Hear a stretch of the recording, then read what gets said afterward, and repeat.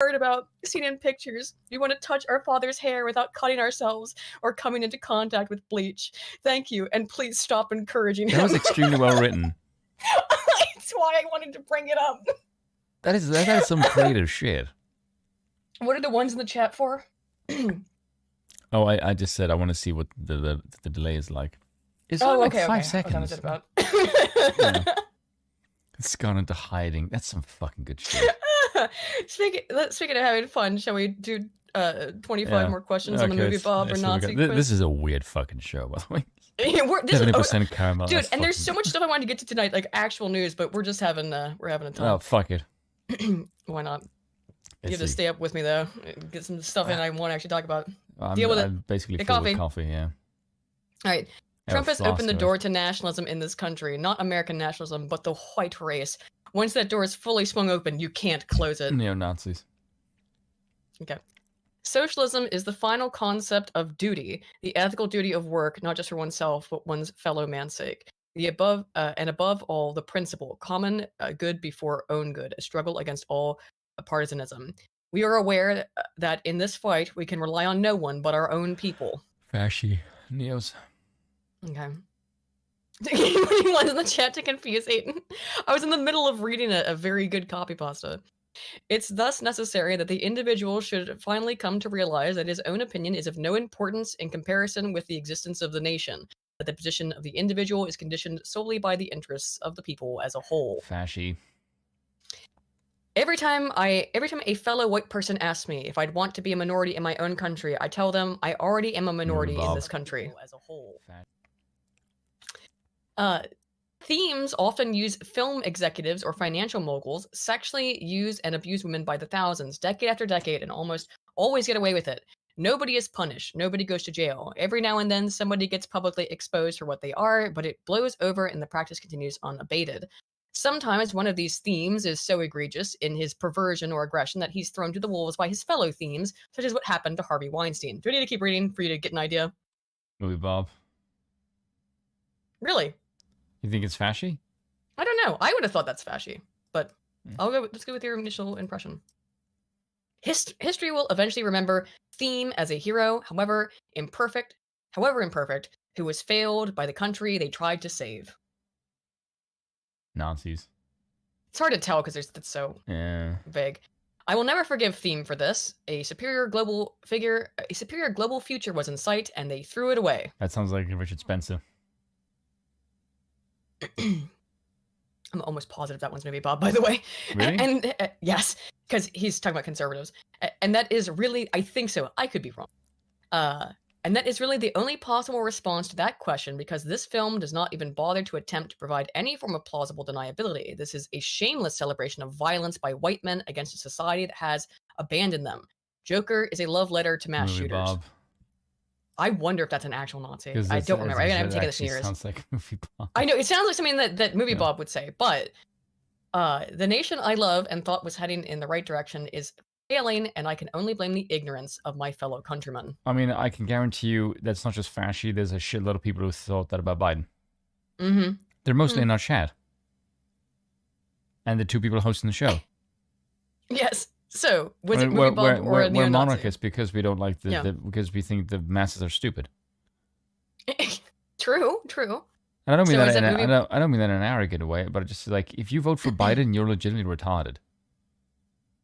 I don't give a fuck if someone finds that offensive or thinks I'm speaking disparagingly. After the last 4 years, come on. Yes. You've something wrong with you. Either out of tribalism or something else. Oh, you're a woman. So, Movie Bob or Nazi? Let me see. Oh, God. Ignorance of my fellow countrymen. Oh, Movie Bob, actually. Right. It's not on the nose of fasci to me. The fact no one wants to hear this. Not everyone gets to win, even if you aren't a theme. Theme is superior way forward into a better future for a better world. Neo-Nazis. I've always felt in some way apart from theme, but never so much as now. How can I share DNA with these monsters? That could be either one. Yeah, you go. What do you think? No, I've taken it before. But you don't even know half of them. Yeah, but it's been years. But this is for you. I've taken it before, and I know more about movie Bob than you do. So Someone said my rants are meant to get under your skin. Harsh delivery, but good for the soul to hear. You make it sound like I'm a detoxing influence, like you were high. That is kind of. I would sort of describe it that way, though. Like sometimes the stuff you say is, yeah, it's hard to hear, but you know. But it's smoothed over by the fact that I have a sexy voice. Mm. In case you can't tell, that was slightly sarcastic. Fucking ego of this dude. All right. So how can I share I DNA need with these compliments monsters? on my voice more than anything else. I know. You get them from me. Well, used to. You don't need any more compliments from me. You're full up. That's like the way it is. Like I gave him compliments. Look at him now. Just what a bastard. Oh god. Sorry, Bester. Probably movie Bob. I really don't know.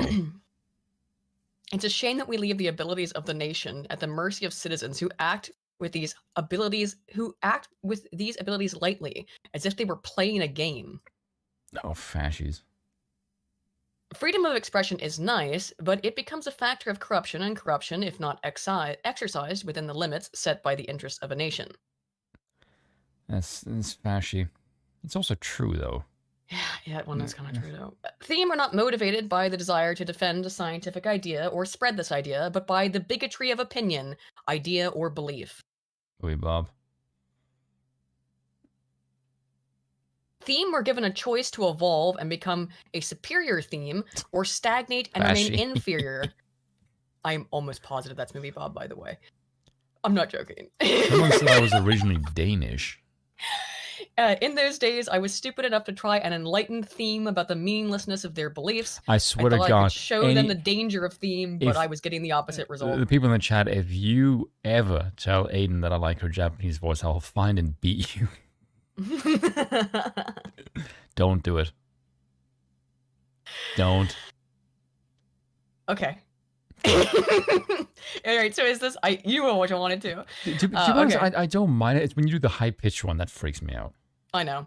Or the fact that you can do this fucking impression, which is disturbingly like it, which is it's so creepily accurate. It gives me the heebie-jeebies. I don't want to, but let's go. Okay, is this movie Bob or a Nazi? In those days, I was stupid enough to try. Yeah, there we go. Yeah, because as soon as he says "I," it's yeah. Wait, which? Movie Bob. Okay. I'm not for the correct action to be overridden. I'm in favor of the will of the stupid, just because they happen to occupy more space. Movie Bob. Oh my god. As for democracy, I believe in results and long-term vision. Systems, not so much. In this regard, I am closer to a technocrat. Mr. House. Yeah, but who is it? Who said this? Movie Bob or a Nazi? Come on. Movie Bob. All right. Hey, let's leave massively important geopolitical decisions with potential global impact. Yeah. Your fellow theme failed you. I know the feeling, yeah. Theme cannot be won over, saved, or reasoned with. They need to be defeated along with their values and political power. Oh, God, I agree with that, though. No, this is more revealing of Spoon than Movie Bob or Nazi. So who is it? Me. All right. Thanks for that, you fucking asshole. Would you prefer I clicked the other one? Basically, like, are you left or more left? Yeah. Thanks for that. Most people don't know what is best for them, and in taking actions under the assumption that they do, often mess things up for us. Oh, God, that's fucking true as well. God, people's gonna say, look, this is a stream that made Spoon a fashy. God, this is fucking right, though. Oh my god, I was not expecting it to go in this direction. I was never expecting this to go in this direction. Sometimes I'm dumbfounded. I know what amazed me more, the abundance of their verbiage or the artful way in which they dress up their falsehoods. I hate them. Yeah, so do I, dude. That sounds exactly like a quote from Goebbels or Hitler, but it very well could be a Movie Bob quote. I don't know. Could also be me. Okay, then. The superior future of the United States is technological and theme. Until then, a lot of noise. All right. I think you might be moving towards that because he's an American. So long as there are employers who attack social understanding and have the wrong ideas of justice and fair play, it is not only the right, but also the duty of their employee to protect their general interests against the greed and unreasonableness of the individual. I don't agree with that, actually. Movie Bob, probably.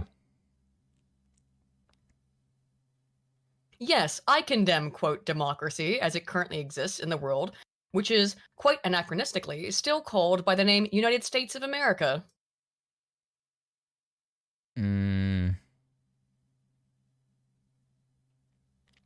Probably Nazis.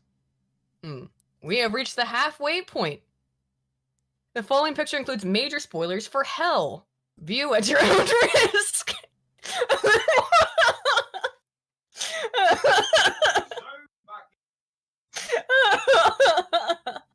Well, welcome to Hell. Let's put that off for a minute, I think if you were to fast forward that video, that picture 5 years into the present day, it's it probably has a wig that's multicolored.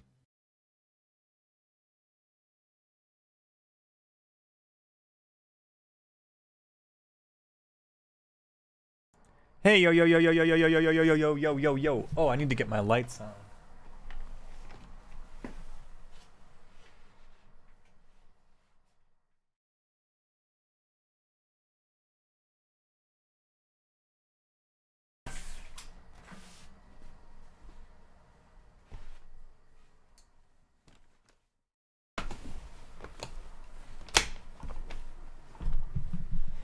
Oh, let's keep playing this a bit. Oh, for sure. Actually, well, he's still around. Okay, so yeah, let's talk about the Tucker stuff. So AOC goes on MSNBC and calls for the government to ban Fox News. You see, in this picture, Tucker Carlson. In this picture, we have donkey bitch and redheaded wench. Yeah, there you go. We have to watch the whole thing. No, I just want to watch a little bit. What's allowed on air and what isn't. Hell no, I don't want to watch all of this. God, no. Tucker Carlson and some of these other folks on Fox do. It is very. What did you just say? Very clearly. Okay, it's just the clip that's here at the beginning of this segment. That's why I put it on, right? Okay, let's. Did you just say Fox do? Fox do's. All right, here it is again. Let's go through it again. What's allowed on air and what isn't. And when you look at what Tucker Carlson and some of these other folks on Fox do. Oh, on Fox do. Sorry. Very clearly incitement of violence. Okay, pause for a second. Very clearly incitement of violence. If it was very clearly incitement of violence, you could hold them liable in a court of law. The fact that no one does tells you that it's very clearly not incitement of violence, you stupid bitch. God, I hate this woman just because she's so stupid. Like, do you want to know how I got my positions of women? It's because I heard them talk. One sec. Bill is giving me a breaking news story. 1 second. Whatever. I want to know what the breaking news story is. Kennedy? Hang on. Kennedy has released information in a speech that cites specific information that shows when chronic disease spiked, which would have been 89, which would have been the AIDS epidemic, Bill. Oh, so Fauci. Oh, chronic disease. Oh, no, it's not like AIDS. Bill's saying chronic disease such as obesity and autism all started in 89, which is also when AIDS basically started exploding, and when the interstate drug epidemic also exploded. So,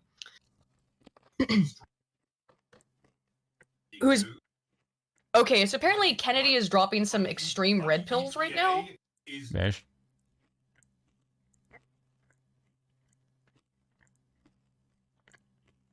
Who's funded by oil and coal but not pharma? The EPA is funded by oil and coal, but not big pharma because it's more reliable. Is what Bill's saying. Bill, send it to me. You want to know how I got these cars? I can do that voice. Probably better than anyone else on Earth.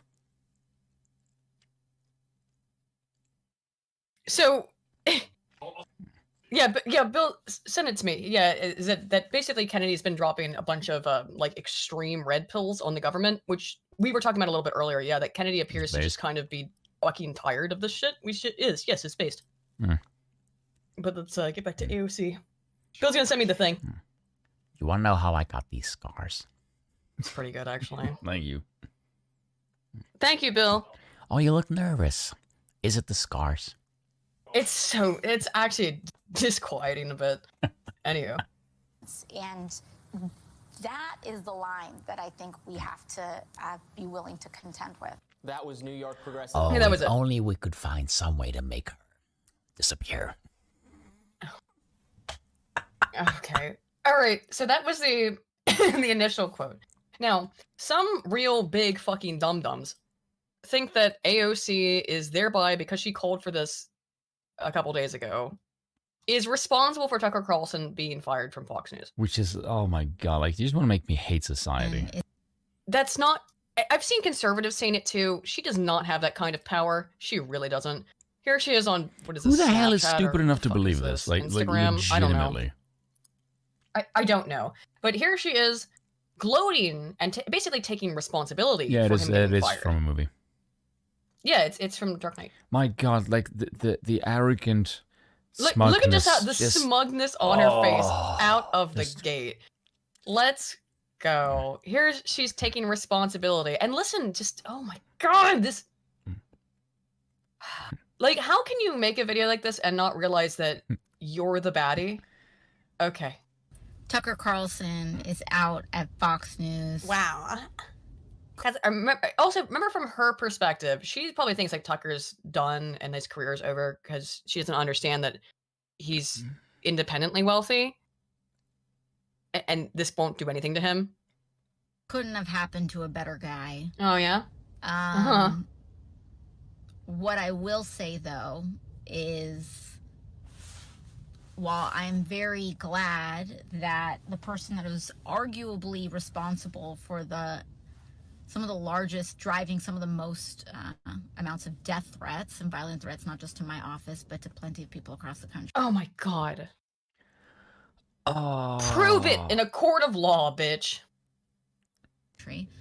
I also kind of feel like I'm like waiting for the cutscene at the end of a Marvel movie. Oh my god, my blood, my blood is literally boiling. Like literally, I can like feel, literally. I can feel this urge in my hands turning into a fist. I have a desire to throttle. I know. And just. Oh my god, Spoon! I don't understand. Why are you not like? Oh my god, it's just like the end of a Marvel movie. Because This is real world shit. fucking villain. Yeah, that's probably even better. But After all the oh credits have god. rolled, and then you see like the villain's like hand. Yeah, that's you reemerge. fucking bitch. Who? I'm sorry. I have never been able to understand people like this who think of they legitimately can't think outside of media quotes and media references. She's going to age very badly. I honestly do not get it. I've never been able to understand. Yeah, it's beyond parody, Stanton High. Exactly. Yeah. It's beyond parody. I have no idea how people get like this. How they get this crazy to the point where they cannot. They really just.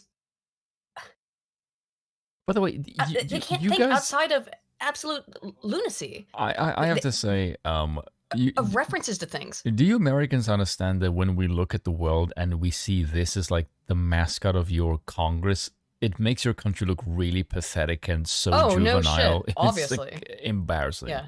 Yeah. Like if you I mean, if your country like needs any more like mascots for stupid, like Jesus fucking Christ, you guys are like cranking out winners left, right, and center. The thing that's particularly bizarre to me, right, is that I'm not anymore, but I used to be a very, very heavy, fictional media consumer, right? I used to. I was hoping you said drinker. Well, no, I'm still that. But I've seen tons. I'm a huge Trekkie, I speak a certain amount of Vulcan. I love shows like Stargate SG-1. I love the X-Files. I love science fiction. I love fantasy. And I played every day every week on Tuesday, I play D&D on this channel. I like nerdy shit. I've always liked nerdy shit. You know, I don't play as many video games as I used to. I have enjoyed playing Hogwarts Legacy, but which is like this does not resonate with people. This resonates with Neanderthals. However, what I'm saying, my point in saying all that is that never in my life have I felt the need to make this, to do this. Like, in my political goals, I'm just like I'm just like the Federation, and these people are the Borg. I mean, maybe I've done that a little bit, but not really. Is it we're the Resistance, and they're the Empire? It's so weird. It is so bizarre that you can't think outside of media, of massive Hollywood films and television products. It's because Aiden, that's because your politics is wrestling. Your politics is pageantry. Oh, right. Hers is, right. You mean? Yes. No, your politics, like America's politics, is fucking wrestling. Oh, don't put that evil on me. But it's it totally is. Remember, this woman's an elected official, and her comprehension of political issues is boiled down to, I'm the good guy and you're the bad guy, just like my Marvel movie.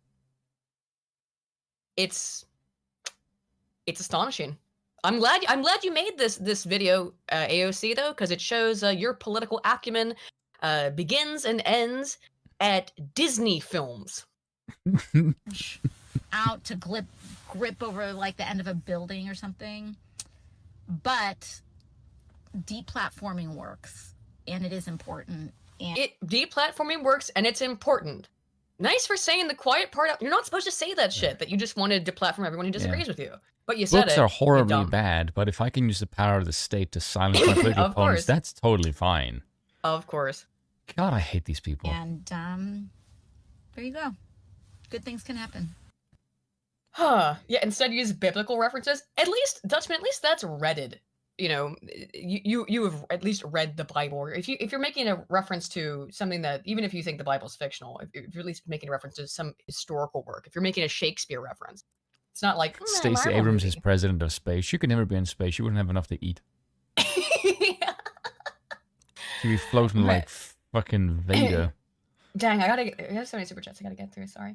Dreadnought for 5 says, I think the lockdown will be a net. Oh no, no, I did that one. Right, yes. No, I didn't. Is bourbon the favorite barbecue of monarchists?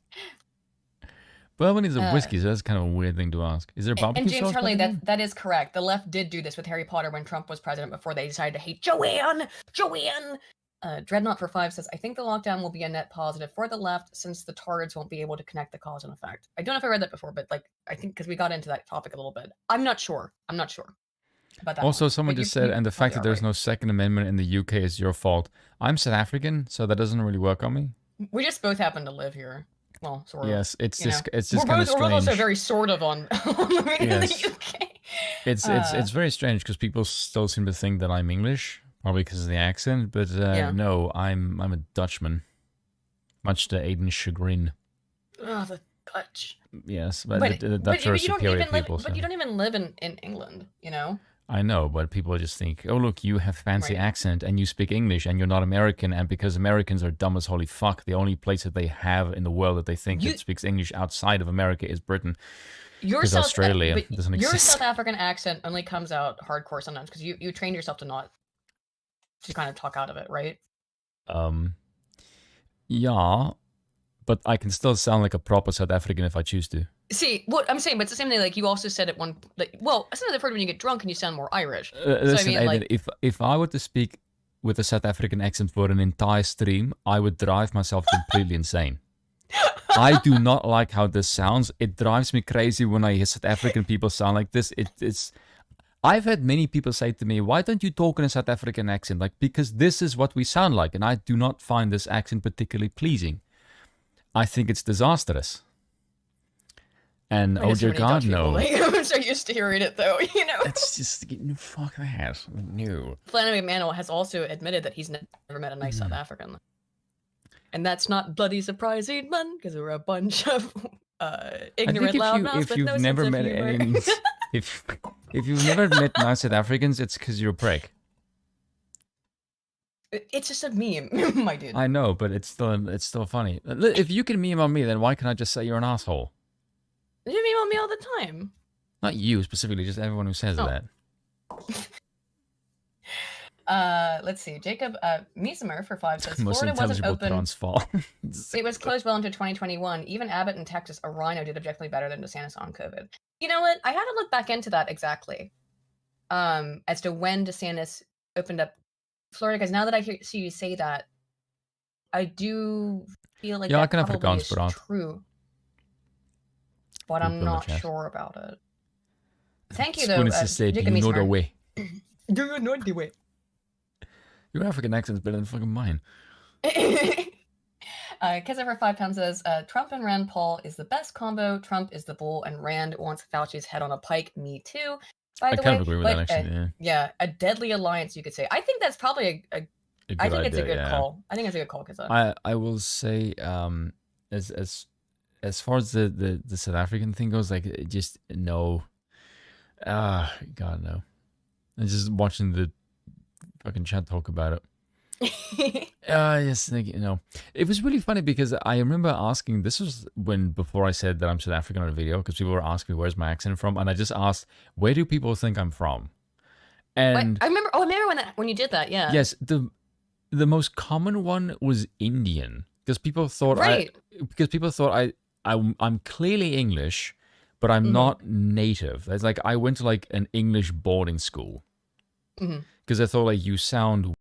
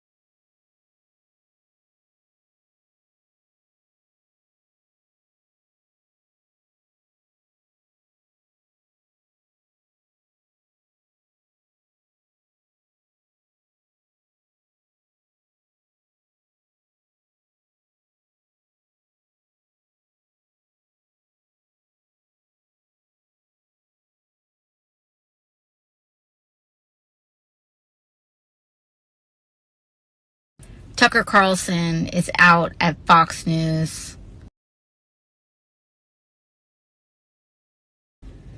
Couldn't have happened to a better guy.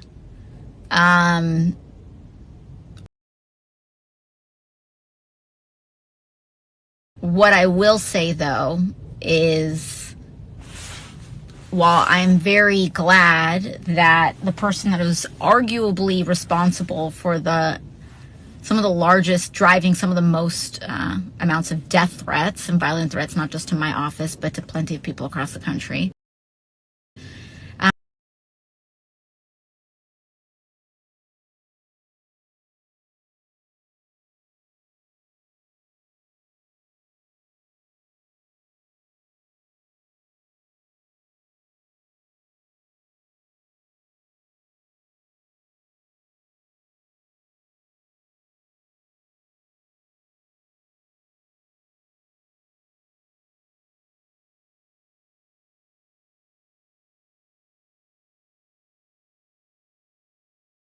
I also kind of feel like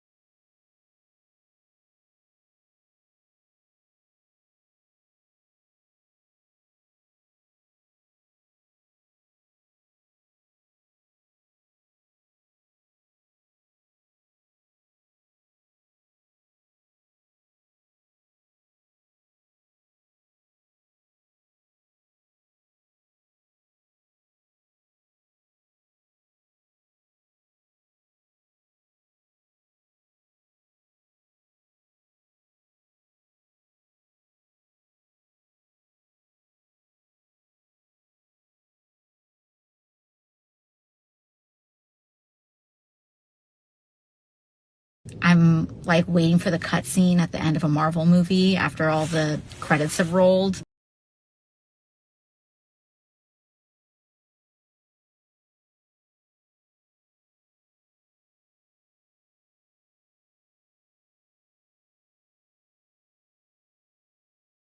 And then you see like the villain's like hand reemerge out to grip over like the end of a building or something. But deep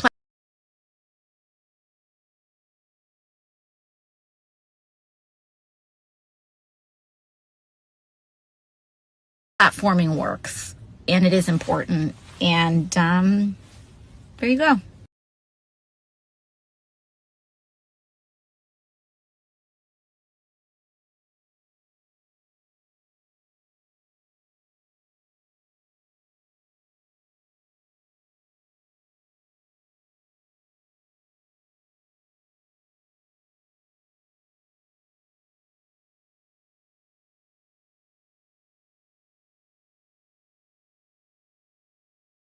And do you think media organizations or social media platforms should be accountable for the role for being platforms for incitement? I believe that when it comes to broadcast television, like Fox News, these are subject to federal law, federal regulation in terms of what's allowed on air and what isn't. And when you look at what Tucker Carlson and some of these other folks on Fox do, it is very, very clearly incitement of violence.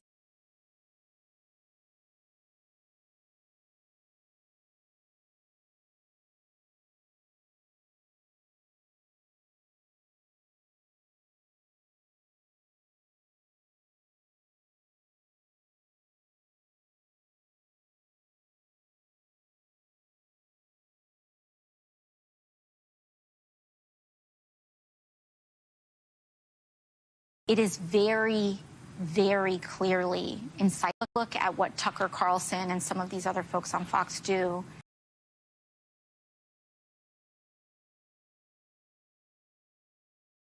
It is very, very clearly incitement of violence.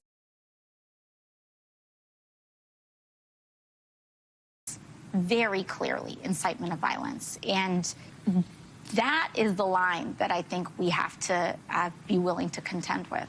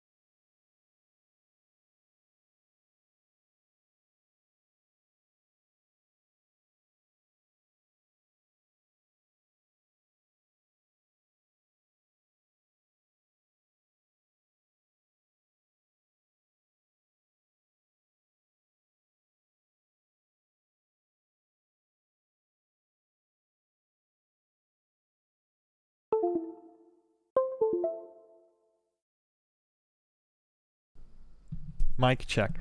Oh, what the fuck was that about? What a lot of bullshit. What the honest fuck is going on here, man? That's a bunch of fucking bullshit. I'm sorry. Anyways, hey, how's it going? Looks like I'm gonna have to re-record a segment or two.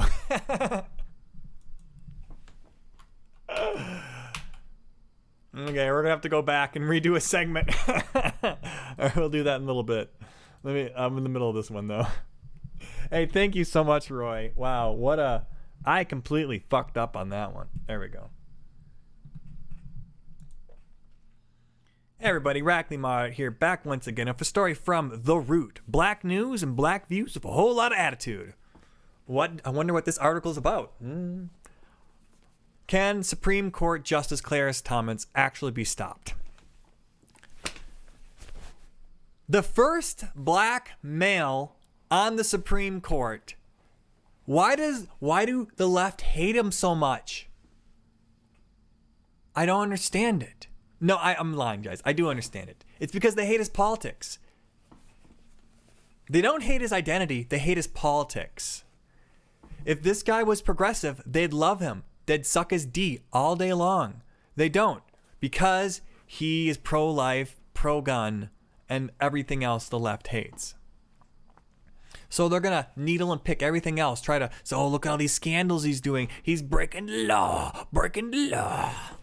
It's nearly impossible to avoid hearing about how many scandals surrounding Supreme Court Clarence Justice. Last year, that's because you guys want to get rid of him because he's the he's one of the most senior members on the Supreme Court. Ever since Scalia passed away, Clarence Thomas has been kind of filling his shoes. And it's not been good. It's not been good for the these people, they would always shit on Clarence Thomas too. Why doesn't he ask any questions? Why doesn't he say anything? Is he dumb? Does he not understand the topic? That's what they'd seriously say about him, that he was dumb because he wasn't asking enough questions. Like, really. Probably what was happening was Scalia was asking questions that, and then when Scalia asked the questions, doesn't he already hear? Why do you have to ask the same question the same way? So, now that Scalia's gone, Clarence Thomas has been saying and acting a lot more in the Supreme Court, and the left utterly hates it because his rulings are super conservative and based. Last year, we were knee-deep in the news that his wife was a little too close to people, leading an insurrection. In the several weeks, we've learned that his cozy financial relationship with a top Republican donor, which Thomas later defended. Oh, you see, you can't be friends with somebody your whole life and that person becomes a millionaire. And then you become a judge. And then you remain friends with him? You can't do that anymore. Except the left have been doing this entire time.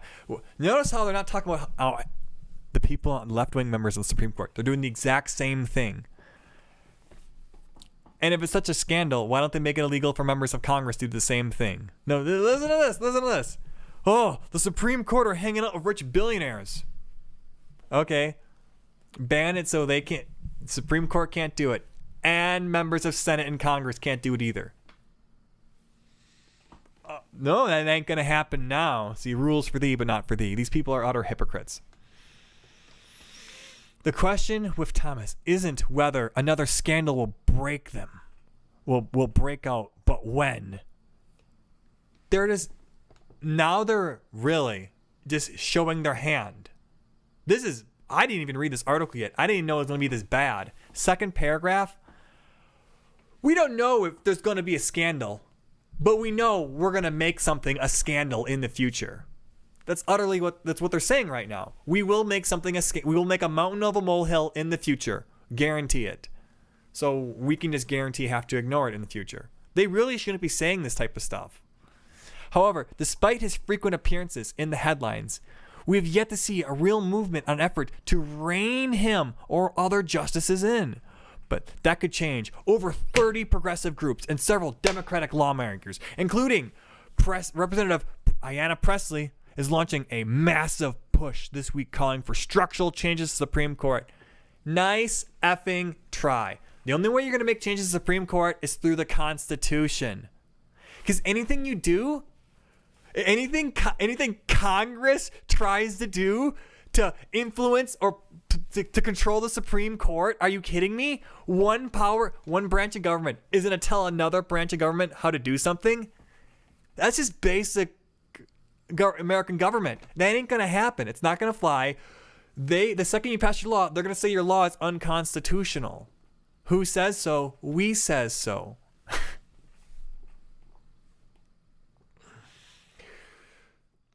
So, if you really want to control the Supreme Court, you're going to need a constitutional convention of the states. Which, I don't know, some people saying we're working towards, I haven't heard anything about that. Though it's a partisan decision. Oh, what do we got here? Through its partisan decisions and repeated ethics violations, this far-right extremist unaccountable Supreme Court is actively undermining our democracy and faces a crisis of legitimacy. So when Roberts was leading this when the same person leading the Supreme Court right now was leading the Supreme Court 10 years ago and passed, 12 years ago and passed Obamacare, the Affordable Care Act, then it was credible, but because they're not passing laws you like, now it's uncredible. I understand. It's because the rulings, when they rule the ways you don't like, I get it. It's time for Congress to use its constitutional authority to expand the court.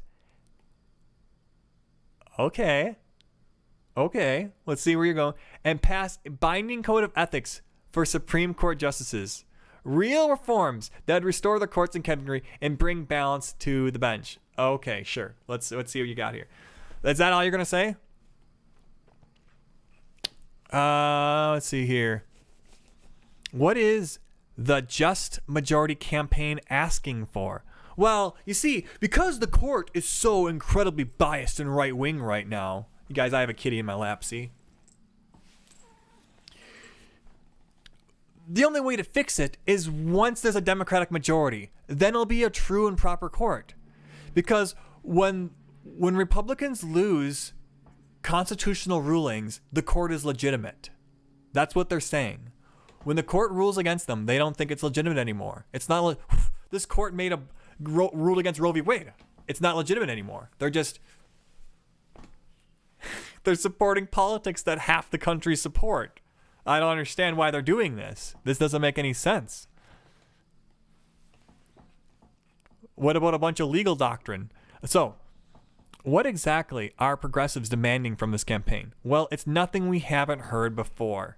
Oh, what's the point of this then? The campaign is calling for Congress to enact a binding code of ethics in the Supreme Court and expand the court to more than current 9 justices. The arguments for court expansion is that it would help balance the judiciary. Are you stupid?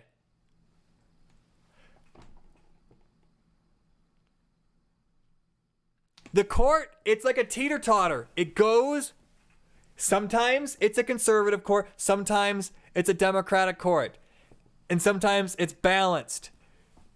It's never going to be perfect. Here's the thing: if you got 6, if all the Democrats die and it becomes a crazy right-wing court, so be it. That's the way the court's going to be then. Elections have consequences. You don't get to say, oh, well, they got to elect him. Trump got to elect 3 Supreme Court. That's not fair. It was supposed to be Hillary's turn. That's not fair. Therefore, we want to put some of our people in. But it's like, how is it fair to the Republicans that you're going to expand the court now after so many years of, why didn't Trump expand the court 5 years ago? Maybe he should have. If you guys, okay, maybe the next Republican president will expand the court because apparently it's fair game. And in their eyes, a balanced court is 9 conservatives and 3 Democrat justices. It's all in the eye of the fucking beholder. These people are they don't understand that their hypocritical ways will bite them in the ass so bad. It's infuriating. It's infuriating, man. The argument for court expansion is that conservatives spent decades stacking our federal court with ideologues. So everyone in the federal court is an ideologue to what? They have no. Every single ruling is made purely out of their ideological conviction and has no resemblance to the law at all. They're all illiterate when it comes to the law. But it was the work of Trump and Senate Republicans that dealt a major blow to our freedom. How has anyone's freedoms changed during the Trump's presidency? I mean, except towards the end when all those COVID lockdowns happened.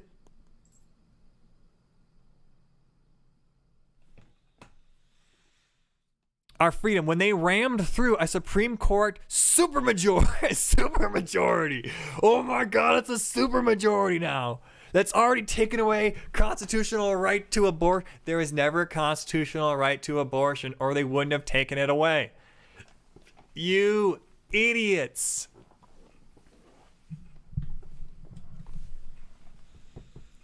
There is an existential crisis, and we need all of our options on the table to salvage the legitimacy of the judiciary. If we can't kill these babies, whatever will we do? Is reforming the Supreme Court even possible? Although Congress theoretically has the power to add justices to the Supreme Court, it's unlikely to see that happening soon. For one thing, Republicans currently hold the House, and they're not exactly incentivized to add more liberal justices to the court. Even if Republicans weren't in control, it's still a good chance that it would be a dud. President Biden came up publicly against court packing last year, did he? And a previous bill to expand the court when Democrats were in control was essentially dead on arrival. So what about the ethics guidelines? Well, it may surprise you to learn that the Supreme Court justices are the only federal justices not bound by the Code of Conduct for U.S. judges. That's because all those other U.S. judges were created by acts of Congress. Yes, they're not written in the Constitution.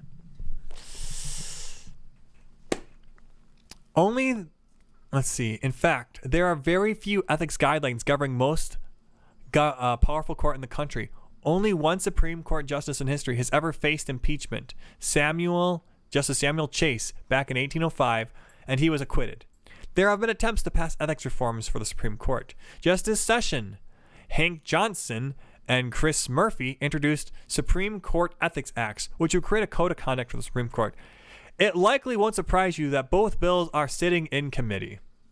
Even if Congress did pass ethics guidelines, they would still have to be enforced. And if the current situation of Thomas, who may have already violated loose ethics guidelines, is any interdiction that Congress is willing to step in, enforcement could be challenging. Let's see here. Anything else you guys gonna say? Nothing. What do you guys think of this article? I think it's a whole lot of copium and seething going on here. They're just really mad that the Supreme Court is making decisions they don't like. Sorry, man. I really hated that the ACA was found constitutional.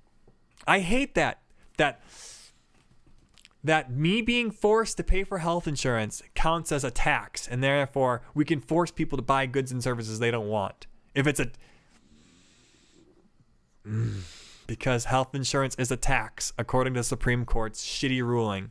But hey, I mean, I guess that's everyone's got opinions they don't like from the Supreme Court, right? Maybe I should just screw. Hey, what do you guys think? Leave a comment, subscribe, like down below. Radically Moderate over here.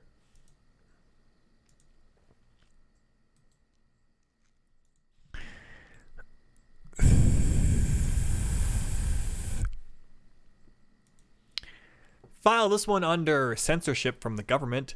This government agency is trying to silence a finance company from complaining about crime in Chicago, alleging it has racist implications. And this is what they'll have to do. They can't say you're lying, so they'll call you a racist. And it's so infuriating because it's just like, prove me wrong, please. I would love to be proven wrong here. Somebody prove me wrong.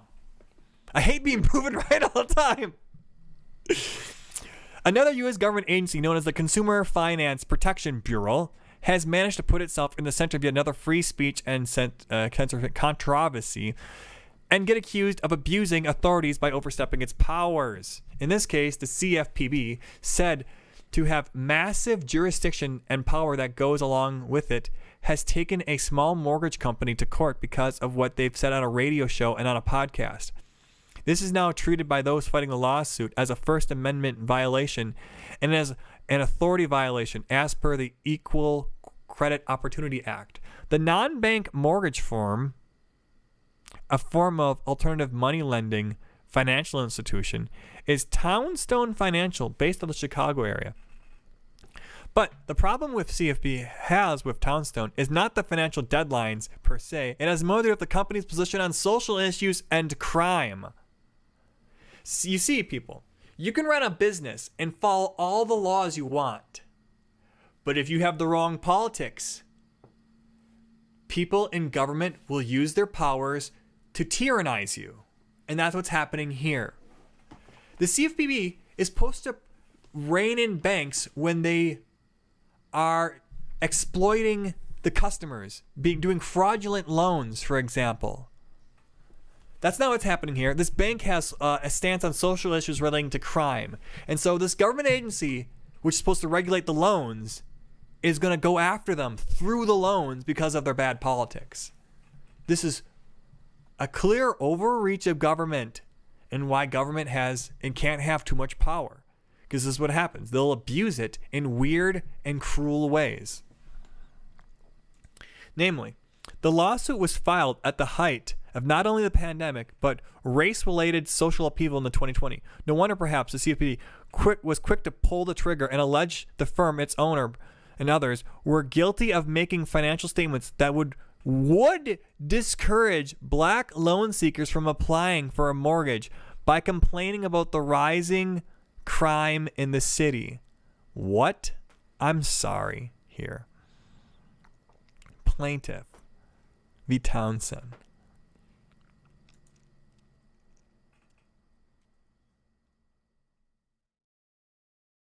Introduction.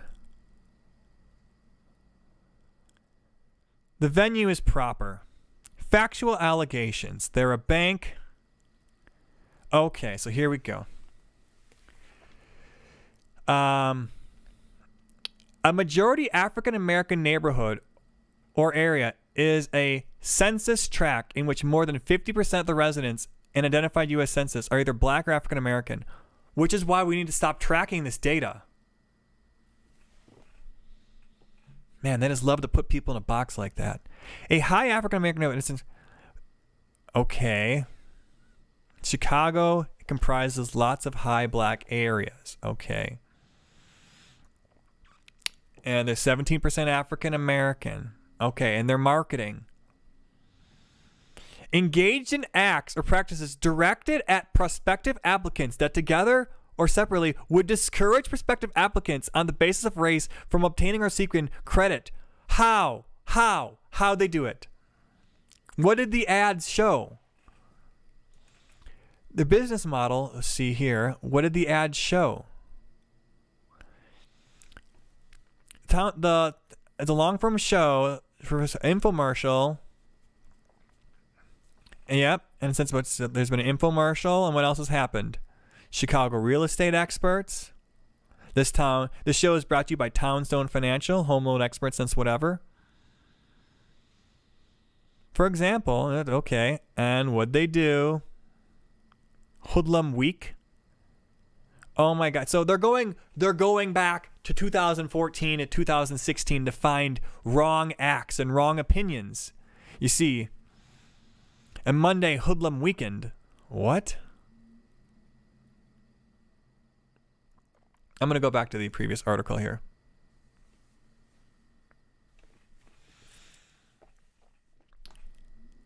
In the fullness of time, it looks like yet another canceling attempt. And this time the CFPB is the role of Goliath in this legal battle. Didn't even bother giving examples of how customers from Townsend were mistreated or discriminated against. CFPB instead went for discrediting Sterner for his speech, specifically statements he made over the previous years.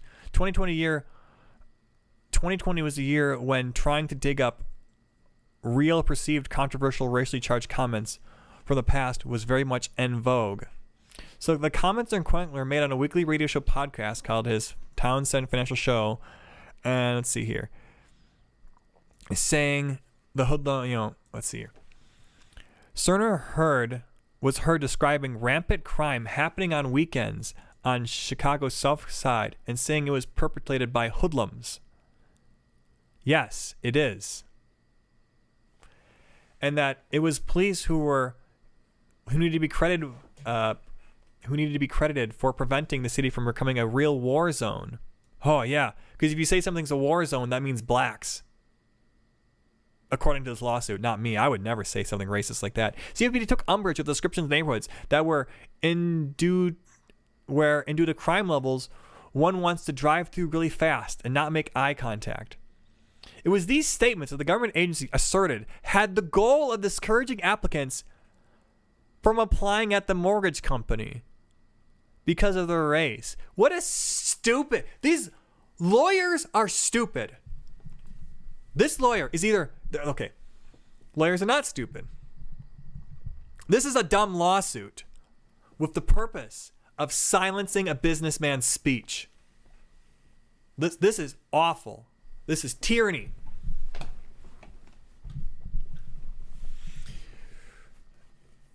Me saying I don't like how Chicago's becoming a war zone won't stop somebody from coming to my business and getting a loan on the basis of their race. Because me saying Chicago's a war zone has nothing to do with anybody's race.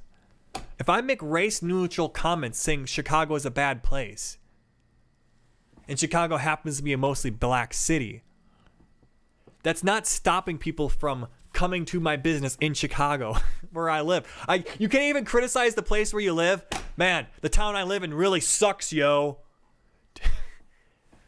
You're gonna get sued. You're gonna get your business taken away from you.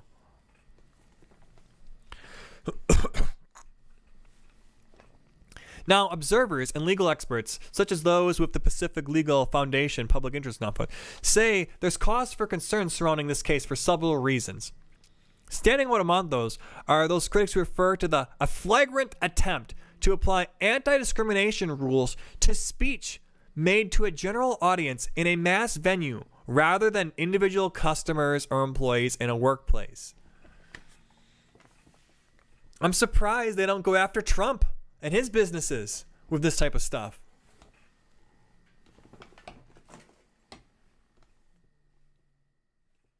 Our cat. Get out of here.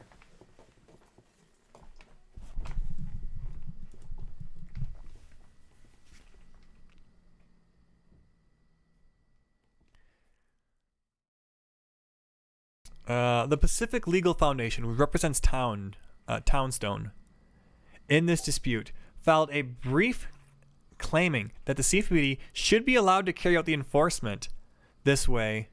Oh, should they be allowed to carry out the enforcement would aggravate,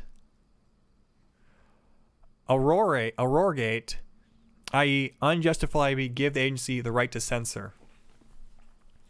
The passage of time and the big picture have not resulted in CFPB rethinking its approach. Federal judge of Northern District of Illinois threw out the lawsuit, distinguishing his findings and backing up his arguments with applicable laws, between which actually discrimination against applicants and discouraging them from applying the law in Townsend is accused of doing.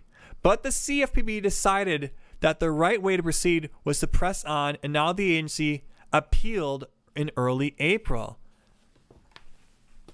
So this is the government lost its case.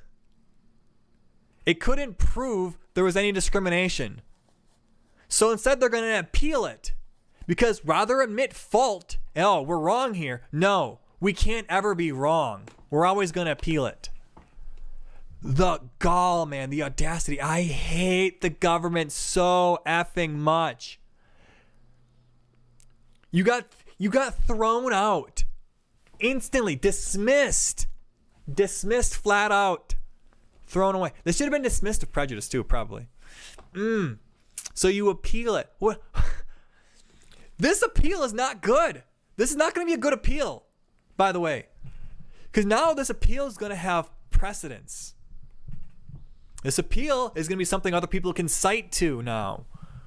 And it's going to weaken future discrimination cases. Unless they think, oh, dude, they're trying to think an appeals court will rule. It would be really bad if an appeals court ruled in favor of this. That would be absolutely terrifying.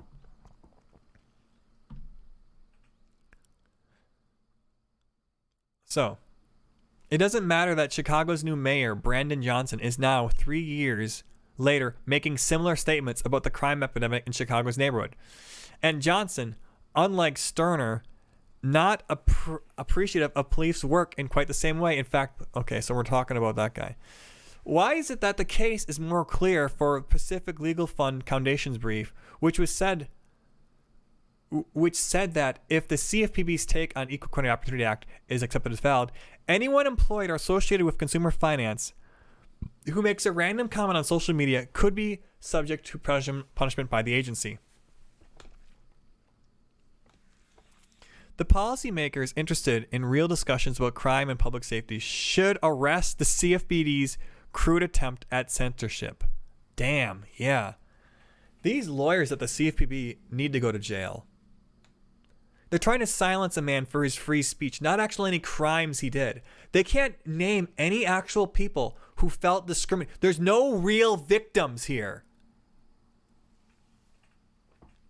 And that's what makes it so sickening. If there's actually somebody, a victim, alleging something and they complain to the government, it would be in the case here. It's not. So the government's just picking on this person. This is might as well be the bake the cake. Bake the cake in Colorado going on here. Same thing. But now it's for consumer finance protection. All right, this case is making me mad. If you guys are equally mad and angry, make sure to share this video, subscribe, and leave a comment down below.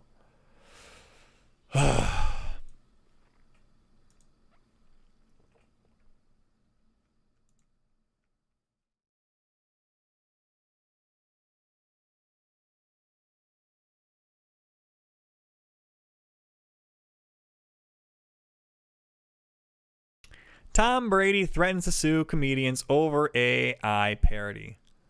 I want to see how this goes because I feel like a lot of people, there's so many AI parodies, memes going around the internet right now that I feel like that dam's already kind of broken a bit. But let's see it. Can we actually see the meme? I want to know what he's upset about.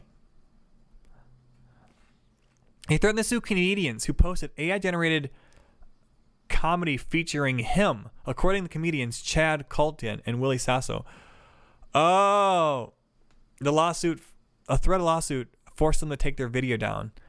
The hour-long video featured the NFL star as a stand-up comedian telling jokes, but it was removed a few days later after it was posted on the comedian's Patreon page. On their Dudesy podcast, the comedians explained that shortly after posting the video, they received a letter from Brady's lawyer asking them to cease and desist from publishing the video. The lawyer said that AI-generated video was a blatant violation of Brady's rights and that if they did not comply with the fans, including email, they would file a lawsuit. What rights? Hold on, we have to see the rights. It's too easy. Hour-long monologue delivered in Mr. Brady's voice. The infringing special. that's such a funny way to phrase it. Attempts to capitalize commercially on Mr. Brady's name, voice, persona, and likeness. Otherwise, blatantly violates his rights. Under the circumstances, Dudesies is exposed to considerable financial liability. No, they're not. No, they're not. Hold on here. So, using someone's likeness is a thing. If you made it an AI parody of Tom Brady saying, I'm Tom Brady and I endorse this thing, and you use it to generate like marketable value, then yeah, there's value to that. But if you can clearly market it as AI parody, I would say it's not. I would say it's fair use. Result in legal action. Currently features the infringement references to Brady's name and would appear to two AI-generated images of Mr. Brady performing the monologue. There's a 30-second preview of the infringing material, which includes a welcoming Mr. Brady to the stage and a simulation of Mr. Brady saying the words, "Thank you, Dudesy. Thank you, everyone, coming out tonight." After the video preview, Dean's patron invites the users to unlock for full... Okay, so they are trying to make money off this. If you want to see the full AI video of where we use Mr. Brady's likeness, you can click the button down below. My cat is so hungry, he's licking the carpet. I need to feed him something, guys. Oh my god. Poor little kitty.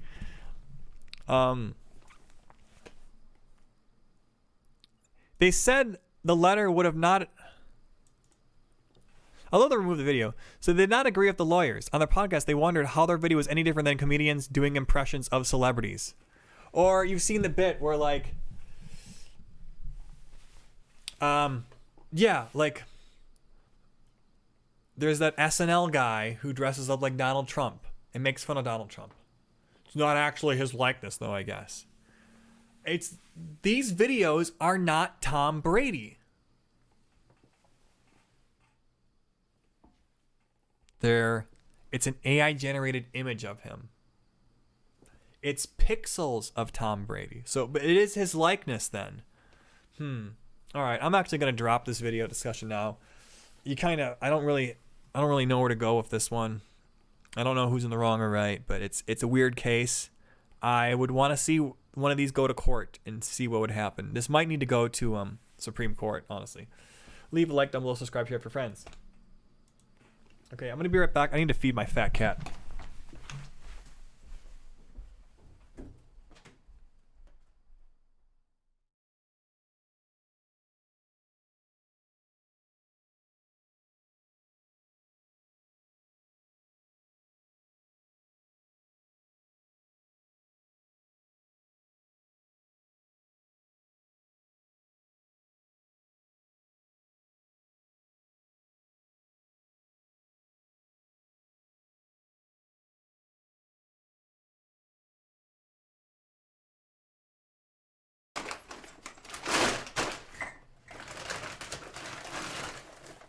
God, you guys are so fat.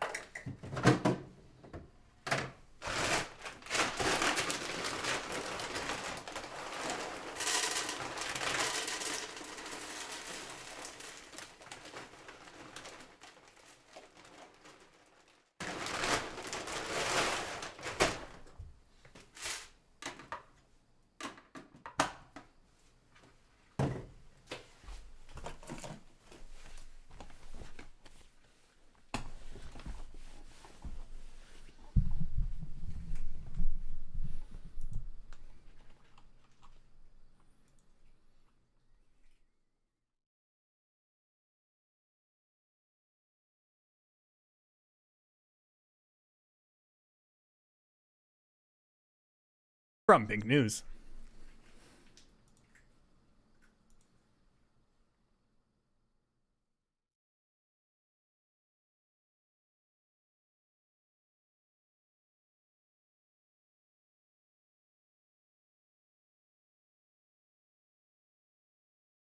Marjorie Taylor Greene accuses TikToker Dylan Mulvaney of being a pedo. Hey guys, welcome to Radically Moderate. If you guys like this type of content, please leave a like down below, subscribe, and share with your friends. Republican Marjorie Taylor Greene has deleted the first episode of her new podcast in which she referred to Dylan Mulvaney as one of the biggest pedos in America today. Shouldn't have deleted it, Marjorie. Should not have deleted it. It's already out there. You just leave it up at this point. The MTG Battleground podcast episode was posted online on Tuesday, April 18th, but it has been removed 2 days later. At the time of writing, her Rumble account where the show was hosted only shows episode 2 and its trailer alongside with older content, which was posted more than a month ago. Clips of the deleted video were shared online by research account Patriot Takes, showing the far-right representative calling Mulvaney one of the biggest in America. Patriot Takes.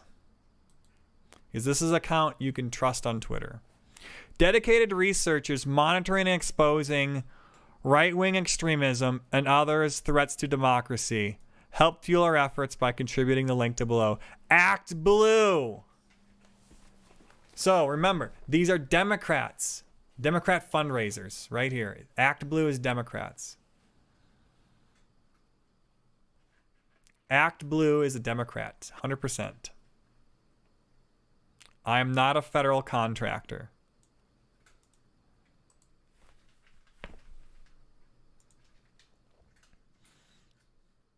So what did old Patriot Takes post?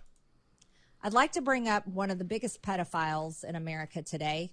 His name is Dylan Mulvaney, and I won't be referring to him as a she or her. Let's go ahead and play this video. Oh, notice how we cut the fucking clip there! Oh! You don't ever show the evidence! Oh, can you believe what she said? But why'd she say it?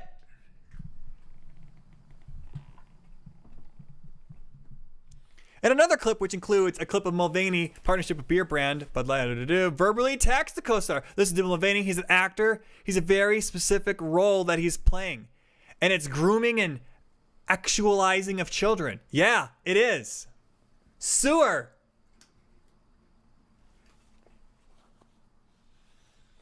Mulvaney has not responded to the incident and has been silent on social media because it's true. His partnership with Bud Light has become big news in the United States. Beer brands partnered with him for March Madness competition, where the brand gave him a can to go with his face on it. However, right-wing and other based people took the influencer partnership personally because we think this movement's disgusting, and anyone who endorses it is equally disgusting. And have taken to attempting to boycott the brand. Yeah, we are boycotting it. Sales down 17%. Oh, it's not a boy. And destroying its products, such as Kid Rock shooting multiple boxes of the product. I'm surprised they didn't complain about threats of violence. Oh, with people shooting in cans, how long till they start shooting us up? Oh, they're killing us in the streets. The ordeal resulted in Bud Light's marketing vice president taking a leave of absence and getting fired. And even you are lying now by omission. There's 2 other people who've been fired from Bud Light, major VPs. Wow. We're just gonna lie to people. Matt Walsh. Oh my God, we have another cool article to read. And if you guys like this type of content, leave a like, down, and subscribe with your friends. Like, subscribe, and bribe, as I say.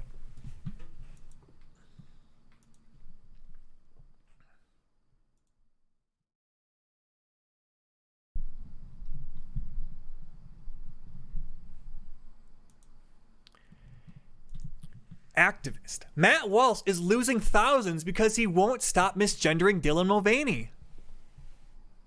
And why does that? And why do you care? Why does it make you so mad that he's losing thousands? Why do you care if he's losing money? Why does that make you so mad? Damn it! Fucking little shits.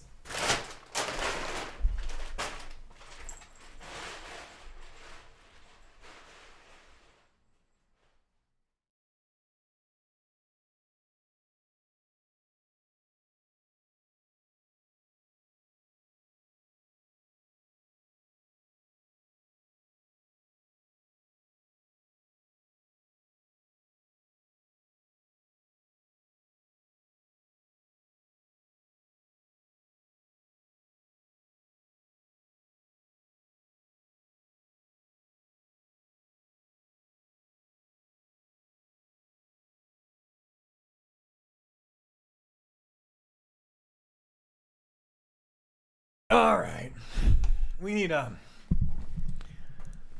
smoke break. Hold on, we're taking radically moderate's taking a smoke break. Okay, let me put on some smoking music.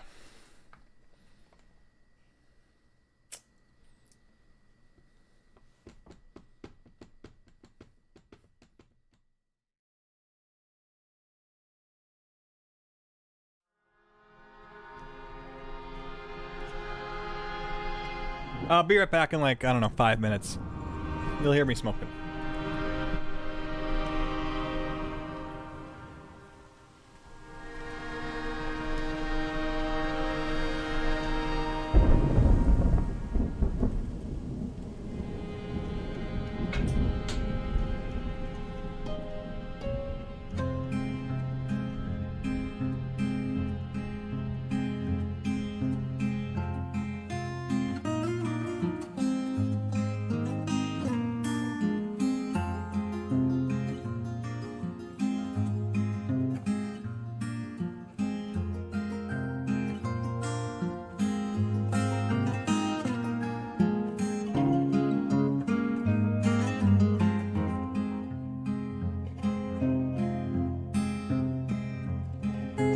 wasn't treated as talent. I was kind of treated more like a 9-to-5 employee. He said, clarifying that he didn't mind being a 24-hour employee.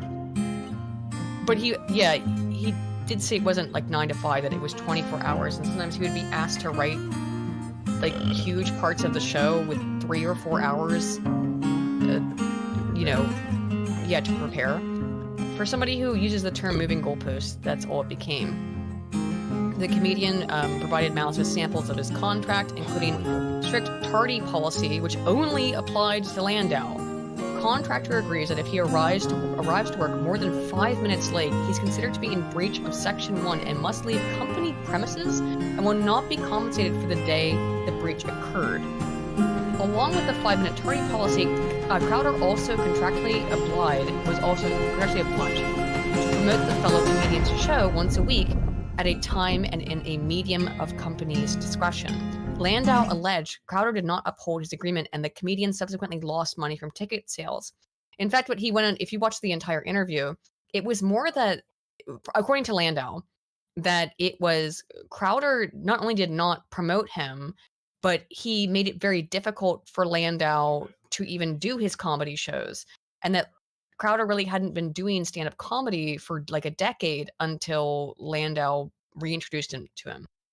Among strict tardy policies and failed contractual agreements, Landau claimed one of Crowder's contractual agreements, including relocating his family to Dallas, where Letterworth Crowder studio is located. Whatever he's going through, I think he was bullied at some point in his life, Landau said of Crowder. He's become the bully and he doesn't realize it. The comedian has said he's also been criticized for sleeping on the job, which he said was the result of jet lag from traveling. Which is understandable. Yeah. Legal Mindset has covered this. He isn't a fan of people taking contracts and then weaponizing, revealing the contracts publicly. Well, El DeGusto, I would agree with you, but here's the thing. Crowder just did that with Daily Wire like 2 months ago. Yeah, so fuck him. So, I mean, tit for tat.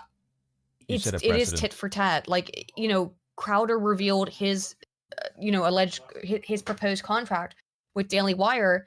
I don't think he can really get mad when Landau reveals his contract with Crowder.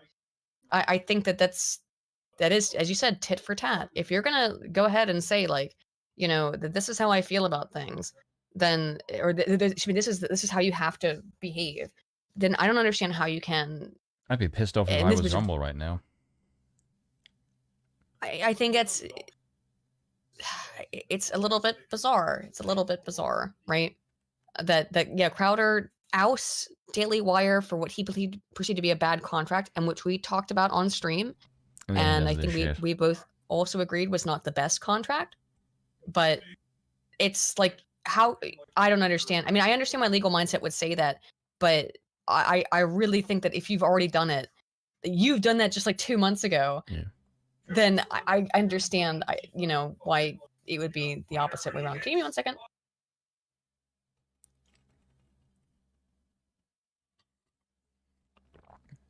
Oh, look, Dere. This is just my perspective. I may agree with Crowder politically on a lot of things, but I find his humor to be fucking cringe. It's something when I watch this show, I'm like, I agree with all your politics, but you are not funny. Like, at all. Like, not even a little bit. Your humor is like a teenager's. It's like, this comedy skits died like 15 years ago. Well, I don't mind comedy skits, but like it also seems weird. Again, Yeah, all I'm saying about this. Funny. His humor is I don't think unbelievably he's very cringe. funny.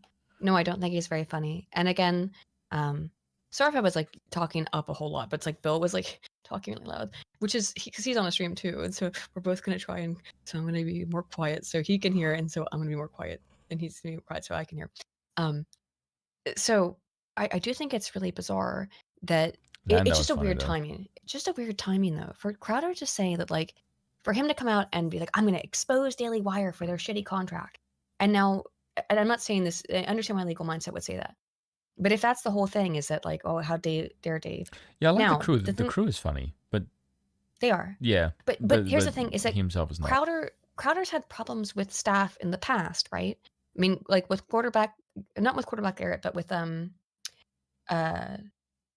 not gay Jared, who left and basically said that like he was treated terribly, right?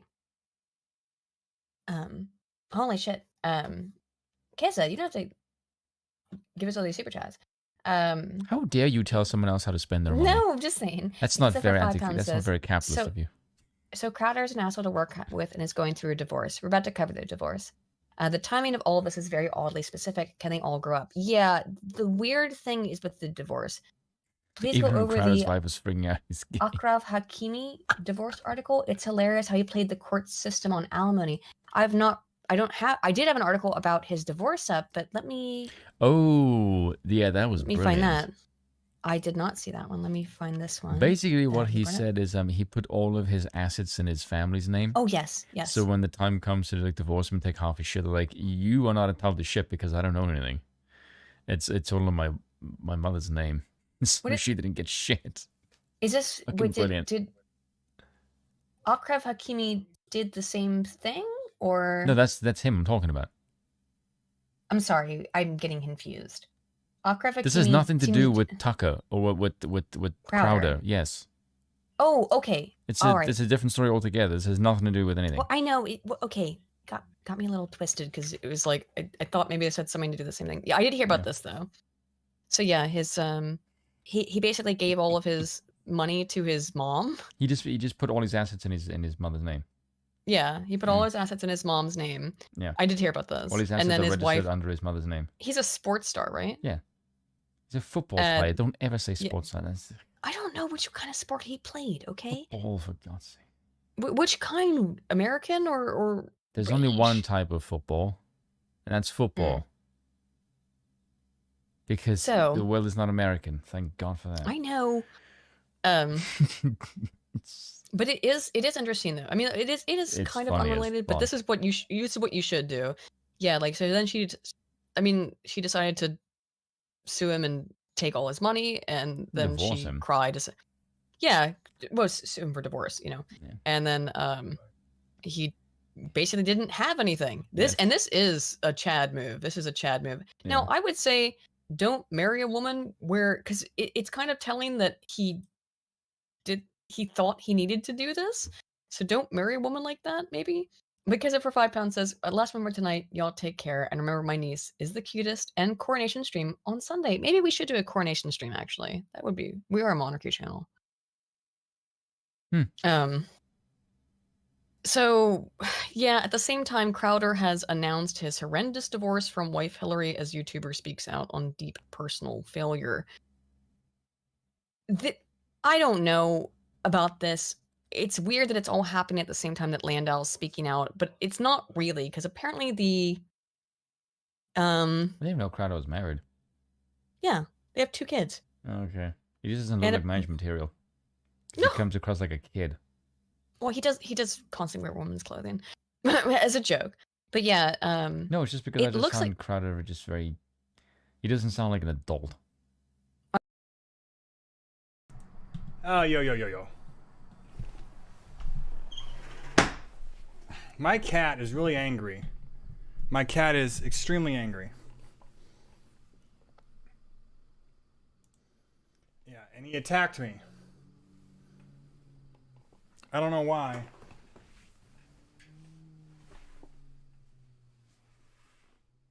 You want to go?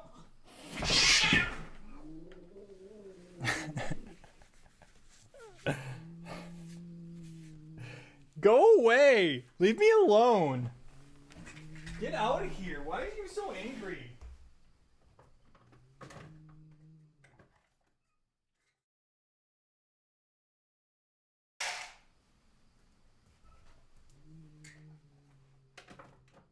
Go get the food! Go eat! Leave me alone! I'm afraid he's gonna like attack my legs when I'm start streaming again. Because he did that once before already.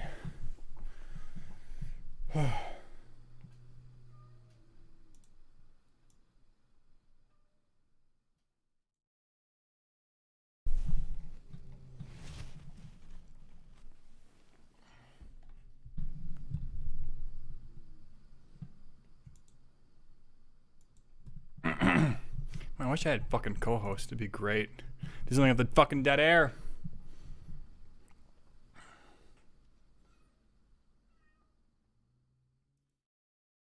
Matt Walsh won't stop. Hold on here.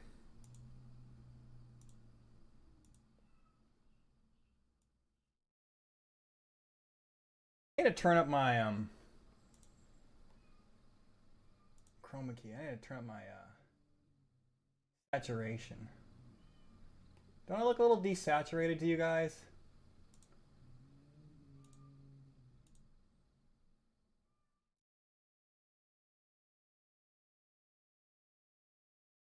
This is good. This is a good look.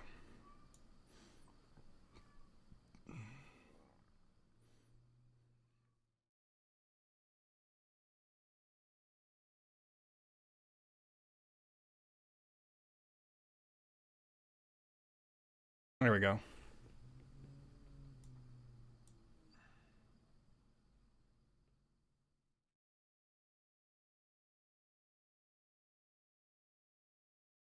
My cat's just growling in the corner. So sorry, it's a little distracting. Activist Matt Walsh is losing thousands because he won't stop misgendering Dylan Mulvaney. So, why are you so upset that he's losing thousands of dollars? Why does that matter so much? Why are you so angry about it? If he wants to burn money, that's on him. Don't be so mad about it. Matt Walsh says he won't be posting any more videos on YouTube because the platform keeps demonetizing his content due to his continued misgendering of Dylan Mulvaney. During his speech on University of Iowa, Wednesday, April 19th, he said he's been informed by YouTube. He's committed a series of violations of their terms of service and also of their ad partnership guidelines. So what's this? Did he lose ad revenue? He said he lost monetization. I think that's what happened. He claimed he earned more than $100,000 from his YouTube videos each month. This guy's a millionaire. So why do you care so much if he's losing thousands of dollars? Media Matters took the time to review dozens of videos from back 12, 13, 14, 15 years ago, publishing their findings under a headline promising to reveal my sordid past. Now, these institutional efforts to silence me and us have continued all the way up to this week. So in fact, less than a day before I was hacked, we received word from YouTube that I had committed a series of alleged violations of their terms of service and also of their ad partnership guidelines, which will now lead to my demonetization and potentially being banished forever from the platform. Oh, come on! Potentially being banished forever for... You melodramatic little bee. You got demonetized. You're not getting banned. God, these people. Now, YouTube's ploy, what we have to understand about big tech... Media types. ...intentionally vague about their guidelines. They won't tell you. They'll tell you you violated something, but they won't tell you exactly what it was. Oh, welcome to the friggin' club. Or how that thing violates the guideline. We've been saying this for years. Someone should pass a law to make YouTube stop doing that type of crap. To demonetize and deplatform you whenever they feel like it. And that's really what's going on here. Of course, they just selected me and they said, well, it's your turn and we're going to look for a reason. In fact, they did tell us, though, they cited 3. There were a number of violations they claimed. They'd only tell us about 3 of them. All 3 of them, coincidentally, had to do with Dylan Mulvaney. Yeah. Now, I don't know. Just coincidentally, YouTube decided you're not allowed to say anything about Dylan Mulvaney. YouTube has decided that I'm not allowed to use biologically accurate language when discussing Dylan, or presumably any other trans-identified person. And for what it's worth, it doesn't seem that other channels are being held to this standard right now.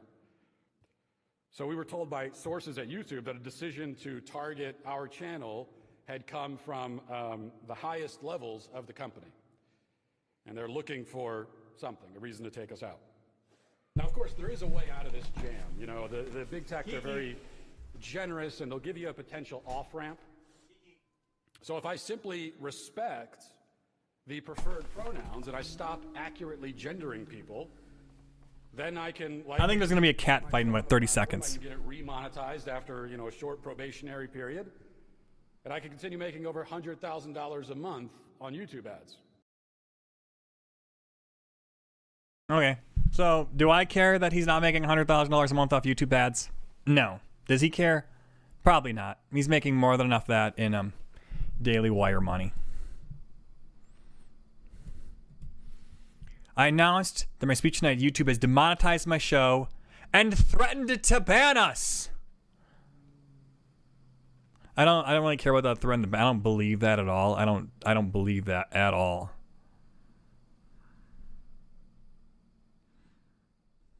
Yes, we are on Rumble. I'm not going to forfeit my integrity for the sake of YouTube ad revenue, but I'm also not going to go off into the hinterlands somewhere. Into obscurity. See, this is where Matt Walsh is kind of an idiot. Crowder is having 160,000 live viewers on Rumble. Rumble is not the hinterlands anymore. You need to stop this boomer mentality. For those asking, yes, I'm on Rumble too. That's only because people were telling him, why aren't you on Rumble? Rumble, the hinterlands somewhere. And languish in obscurity. So, let's see here. Welsh's Twitter. I don't care about his Twitter hack. What do you guys think? Do you guys care that he's losing $100,000 a month in ad revenue? I don't really. Like, subscribe, bribe. Okay. I need to get this cat out of this room. He won't stop growling at me. It's super annoying. Alright, there's going to be a cat fight here.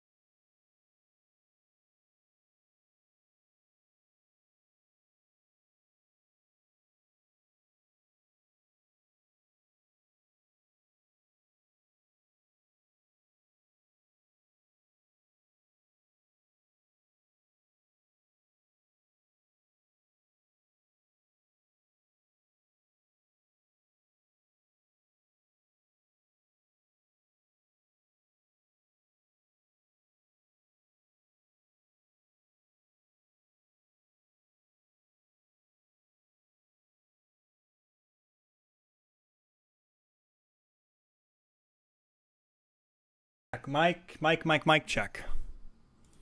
There we go. We're back once again.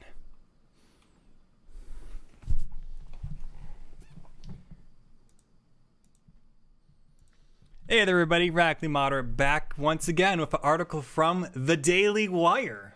What? Oh, Ben Shapiro is back once again with more spicy FBI crime statistics. I think that's where he's going here. Let's find out. The left's new favorite lie, widespread white on black violence. Why don't you tell us about those 1350 crime stats, Ben Shapiro? This week, a 16-year-old boy named Ralph Yarrow, black, accidentally rang a doorbell of an 84-year-old white man, Andrew Lester. According to reports, Lester then shot Yarrow twice through the door, wounding him in the head and arm. According to Clayton County prosecutor Zachary Thompson, I can tell you there was a racial component. No, you can't. You made that up. The fact pattern immediately sent the salivary glands of the media and Biden administration into override, drooling with excitement. The media headlined the Yarrow shooting for days. Biden himself invited Yarrow, who survived, to the White House. That's a purposely political act then. Yeah, we want to raise attention to this by having him come to the White House. He's a victim of a terrible, tragic crime. The real reason for the journalistic and political feeding frenzy is clear. For the political left, the narrative of white supremacy must be maintained. What's more, shocking example of that narrative must be found. Jarl's shooting fit the bill. Americans are supposed to believe, as Jarl's Eternal put it, that blackness is under attack. This is a lie. Not only is it a lie, it is a blatantly idiotic, and devastatingly counterproductive lie. That lie provides the impetus towards undercutting police presence in high crime areas. It provides the basis for racially discriminatory government policies. It provides a foundation for argument that all disparities between the races are a result of white discrimination. This is far more troubling. In America, while most violent crime is interracial, white is intraracial, white on white or black on black, for example. In cases in which blacks and whites have violent interaction, blacks are overwhelmingly the perpetrators, not the victims. Is that a per number or per capita stat, Ben? Could you elaborate? Thank you, Ben. In 2019, for example, 3,299 white Americans were murdered. 566, or 17%, were killed by black perpetrators. That same time, 2,966 black Americans were murdered, or 246, or 8%, killed by white perpetrators. So this is where they're going to get you, Ben. They're going to say, no, 2,900 is great. Wait.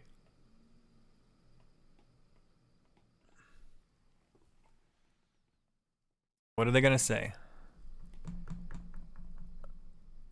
More white Americans by statistic.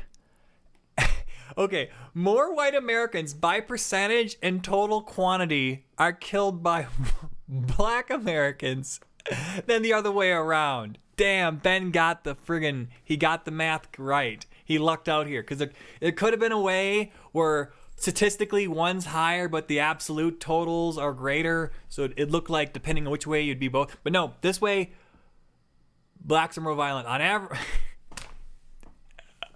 It's through the data says that. I didn't say that. I was YouTube gods. I'm sorry. The data says that same year, 2,906 black Americans were murdered, or 246, or 8% were killed by white perpetrators. Adjusted for population size, because this is very important to do that type of stuff. There are far more whites in America than blacks. This means that approximately 1 out of every million white Americans is killed by a black person in 2019, while 12 out of every... Hold on, wait, I'm going to read this again. This means for approximately 1 out of every million white Americans killed a black person in 2019, while 12 out of every million black American killed somebody. So according to that, black people are 12 times more likely to kill a white person than a white person to kill a black person. Oof. Why? The numbers are reflective of a norm. Every year from 2001 on, the number of black on white killings has approximately doubled the number of white on black killings. When it comes to violent crime generally, the same sad truth applies. In 2019, there's 562,000 reported violent white-black incidents. 84% were black on white. Man, that's almost like a... Look at that. The media routinely ignores these facts since they don't fit the narrative. In fact, the media has a general tendency not even to mention the race of perpetrators of crimes if the perpetrators are black. Yeah, really? And they'll always call out white man when he does something bad. The people most harmed by these narrative failure are not white Americans, but black Americans who are predominantly victims of black crime. According to the Department of Justice, in 2018, based on data from the FBI's Uniform Crime Reporting Program, black people were overrepresented amongst persons arrested for non-fatal violent crimes, 33%, and for serious non-fatal violent crimes, 36%, relative to their representation of the U.S. population, 13%. And hold on, that's not even doing it really fair, because it's not really black women who are doing all the crimes, men. So it's not 6, it's more like, it's not 13, it's more like 6. Understanding the facts about interracial crime presents different solutions than the lies we hear about the prevalence of white on black violence. Those include encouraging fatherhood in the home. Oh, that's such a racist take, Ben. You can't say that. Only 37% of black children are living at home with their biological father. 72% of black fathers aren't married to their mother of their children. And only 12% of children grow up in areas with poverty rate below 10%. And over half of black fathers with, and over half of black, what? I don't understand these stats at the end there. But such discourses never take place if we focus on a lie. The lie that black victims are disproportionately, well, it's a compelling lie. It's a juicy lie. I mean, he killed him because of the color of his skin. You can't change the... What if somebody started targeting you because of the color of your skin? How would you like it? Oh, I wouldn't like that at all. Oh, God, hate crime. Hate crime's law. Hate crime. Pass all the laws. Vote for me. It's all just targeting people with sub 90 IQ. Sub 80 IQs. And it's sad because there are a lot of people with those IQ and they're easily manipulated. Leave a like down below, subscribe. Ben Shapiro still got it. What do you think?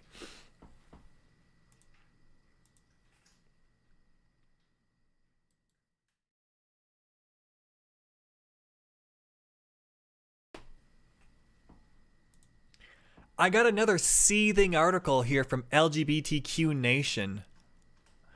Texas state government orders people to dress in accordance with their biological gender. I don't like that framing. They should use the sex word there.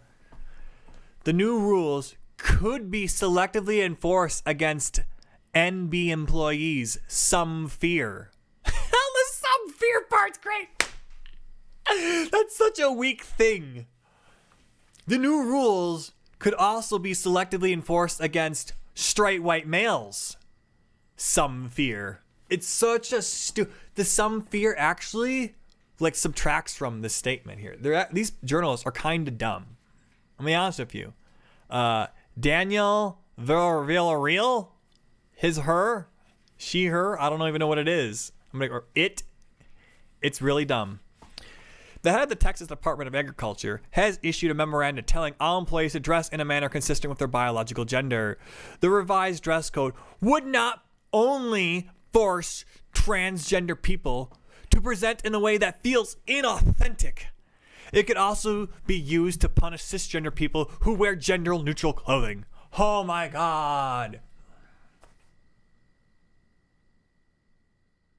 So immediately I'm thinking, what, they're gonna make women wear skirts.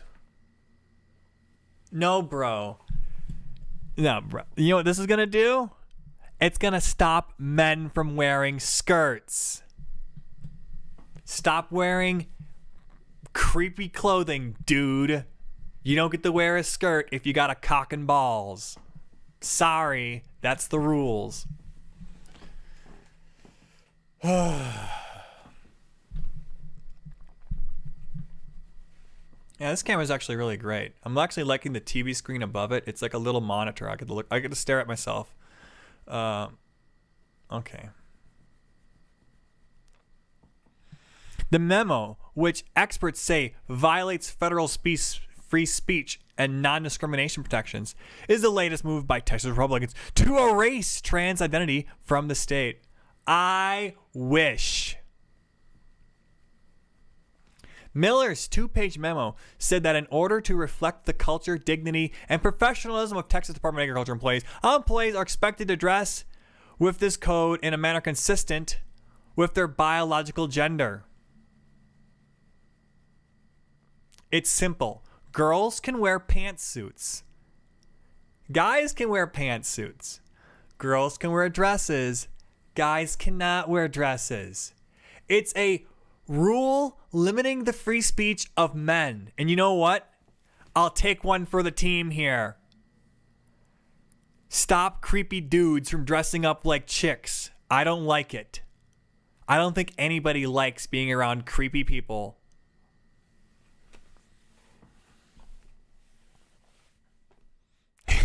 If you frame them as creepy, well then by definition, you have to not like them. Yes, that's why I called them creeps. The ones who pass, it isn't going to be enforced on. Let me tell you what. I'm sorry. This is transphobic AF, but I'm going to say it. Blair White could probably get away with this in Texas, in that building. Sorry, it's about passing. It's really that simple. Is anyone in chat going to disagree with me here? I feel like I'm just dropping truth bombs constantly. I need someone to tell me that I'm just not right. I can't be right all the time here. The new dress code requires employees to wear traditional business wear, including Western business attire. This includes... Hold on, though. See how I'm reading this? These asshole journalists, though, you can never fucking trust them at all. They're all scumbags. I've never met one who is trustworthy. See, look at this. Look what they're doing here. This is the actual quote, and then they stop quoting, and they tell you their opinion, but they assert it like it's fact. It doesn't say, my opinion is that this includes whatever, and never. Because if they would just show the quote further. I don't trust them at all. You shouldn't either. This includes button-down shirts for men and skirts or pants for women. Guys, I didn't even read this article. I swear to God. And I already know the common sense reservation, the common sense legislation it's going to be. Like, and look, wow, suits for men, anything for women, and everyone's happy, except for the trannies.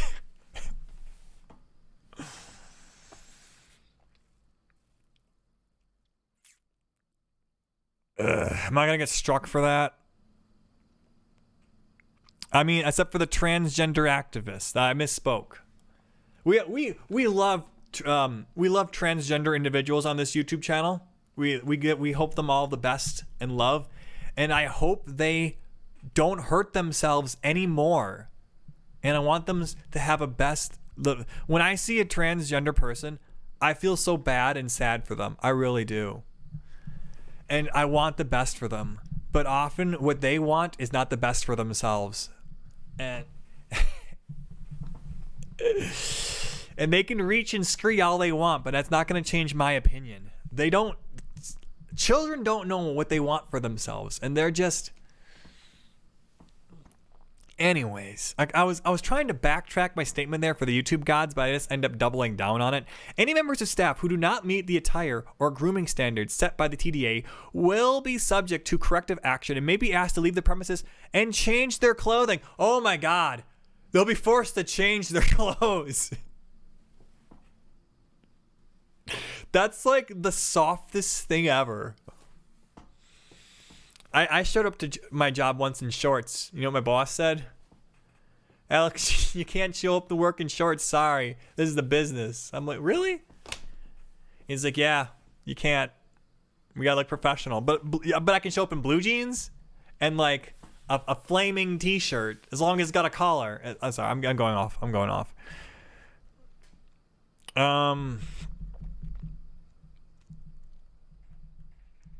The newly revised and somewhat vague policy could be easily applied to men who wear earrings or women who wear button-down shirts instead of blouses. I'm sorry? Is there a difference here? Maybe I'm the straightest man ever. I don't know what the difference between a button-down shirt is and a blouse. I thought those were two different words for the exact same thing. Maybe it's because this article is written by a gay person and they stereotypically know fashion and they know the difference between a blouse and a button-down shirt. I don't. Chat, what's the difference? Can someone help me here? I seriously thought those were the same two things. I'm gonna have to Google this right now. What is a blouse? And what is a button-down shirt? I thought am I wearing a blouse or a button-down shirt right now? Okay, so that's a button-down shirt. And that's a blouse?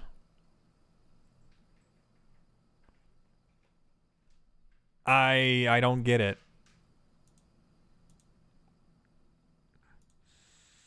This is a really stupid take. Anyways, because they have button-down shirts for women.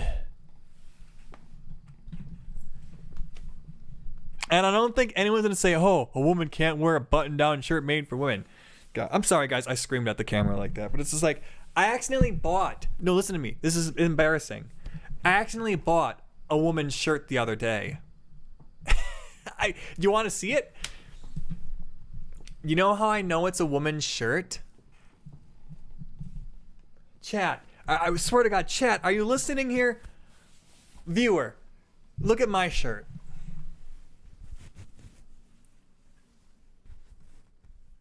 You know how I know this is a man's shirt?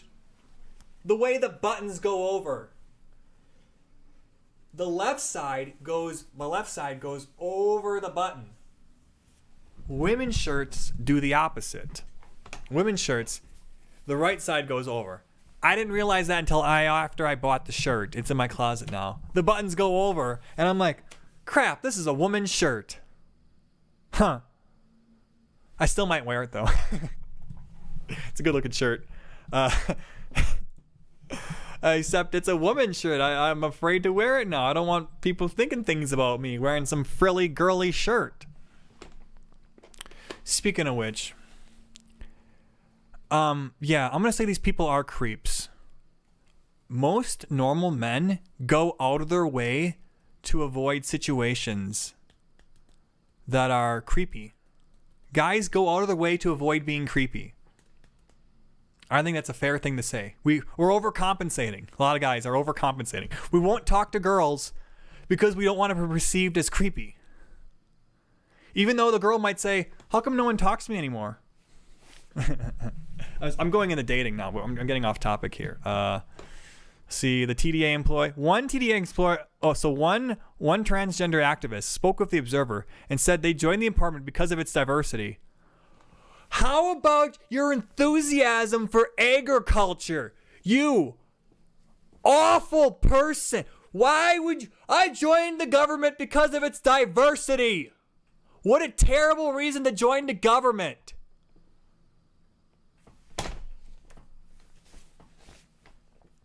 The employee was worried that the revised dress code would be selectively enforced against people who are most visibly trans or non-gender conforming, or who would stand out within the organization. Yeah, the nail that stands out gets hammered down. It's an old Japanese saying.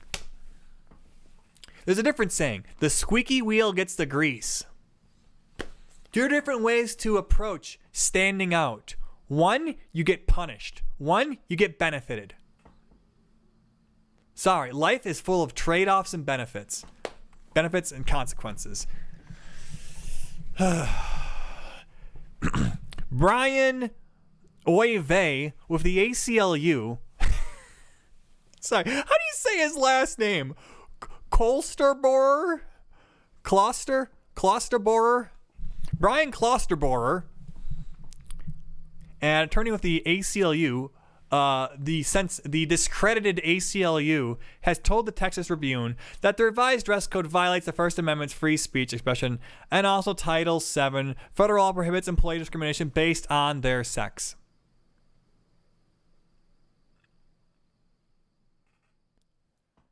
I don't think so. I don't think you got that quite right.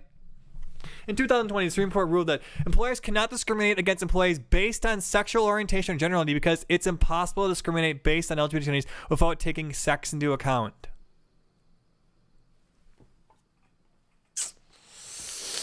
Well, looks like that's going to have to be overturned here. Sorry, boys. Sorry, boys at the ACLU. State agencies should be focused on doing their jobs, not discriminating against their own employees and trying to make political statements through agency regulations. He told the Tribune, there is no important governmental interest that this can meet. Yeah, it's protecting the government employees. I want to see where this goes. I want to see where it goes. And if you guys like this type of content article, leave a like down below, subscribe, share with your friends. Radically Moderate out of here.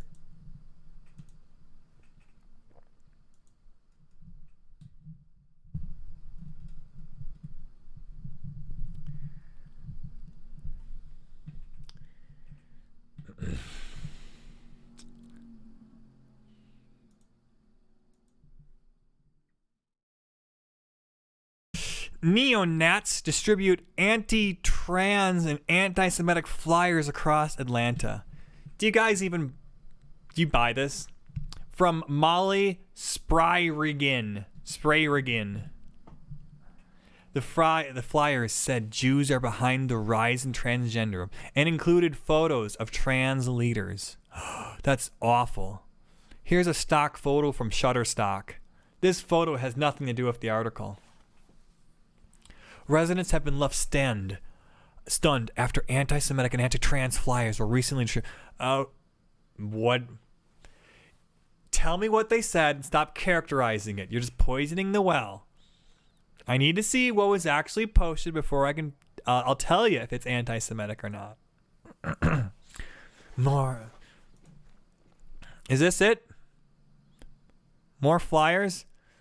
Oh my. Can these people not be a meme constantly?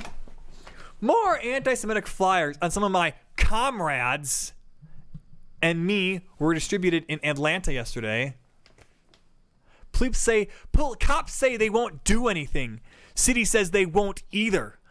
This is why we must defeat fascism collectively, both as an ideology and incitement of violence. I don't even know what that means. But she's actually the one inciting violence. She's saying that she's saying that the only way to kill fascism is to proactively beat up fascists.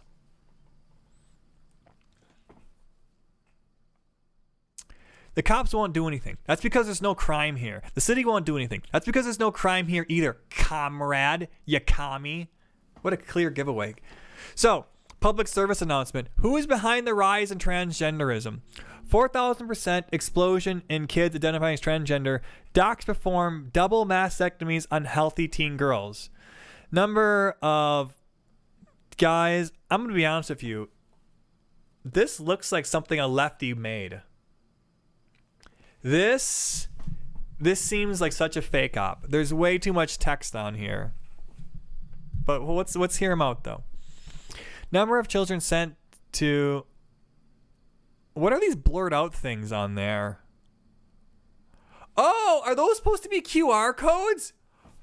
Did they blurred out the QR codes to the links, to the sources? Oh, what's going on here? So these are edited because we don't want people actually knowing the truth of these claims. We just want to know that... Okay. The number of children sent to gender clinics quadruples, forced to go unlearn boy-girl differences. Let's see here. Magnus Hirschfeld, a sexologist from Weimar, Germany, considered the pioneer of transgenderism. He created the Institute of Sexual Research, where he performed the first ever sex change surgery. Since then, transgenderism has exploded in popularity. Here's who's leading the push. And then there's a bunch of people who... I mean, I don't know if these people are leading the push.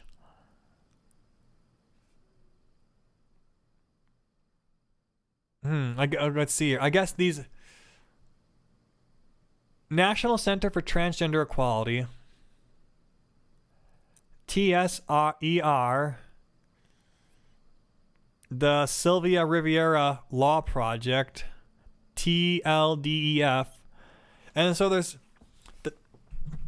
the leaders of all of these organizations happen to be Jewish. It's a coincidence, guys. This is purely a coincidence. Noticing or pointing out a coincidence is anti-Semitic, if you didn't know. So this is clearly anti-Semitic here. Of course, the cops won't do anything.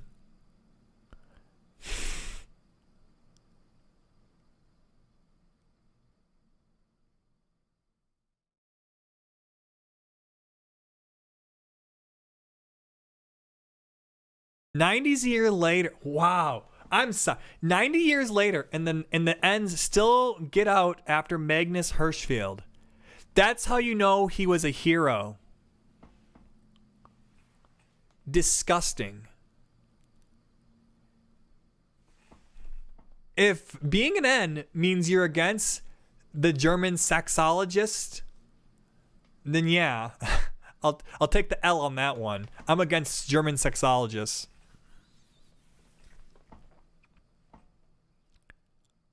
I'm all of the ists and the phobes. Come after me. This is truly awful.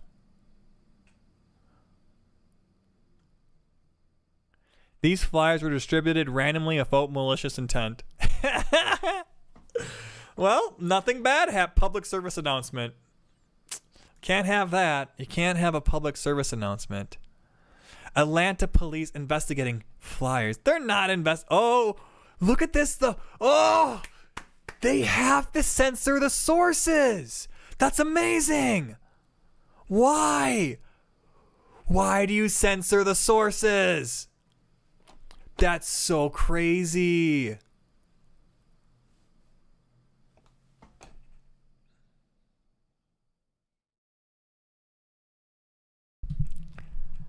Let's see here.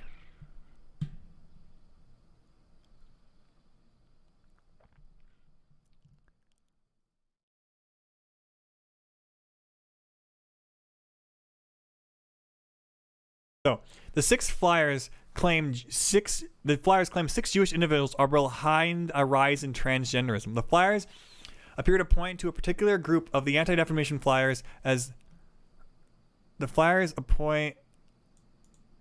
How? Oh, the Goyim Defense League. Their website allows users to download and print flyers, as well as give them tips the best way to distribute them. We'll have to check out that later. Thank you for the source, Atlanta. Oh wait. Oh, we're linking to the ADL. Can you guys link me to their website though? Viral anti-Semitism. Does anybody have a link to them? How do I get a link to them? Because I need to check my sources. I need to know if they actually allow them to do that. Their distribution has led to heightened awareness through our department. We have increased patrols around where the flyers have been found, the police have wrote. Patrols for what?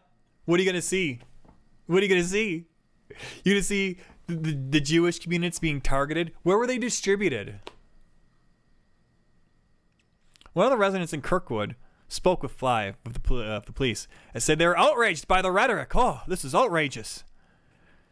Police say that anyone who received a flyer can report it by calling the APD non-emergency number or calling the Crime Stoppers tip line. What's the crime? Anti-Semitism bail fills the Georgia General Assembly. Oh, that's because Georgia's filled with a bunch of anti-Semites. Why'd they pigeon-tail these two articles together? If you like this type of content, leave a like down below. Subscribe, share with your friends. Radically Moderate up here.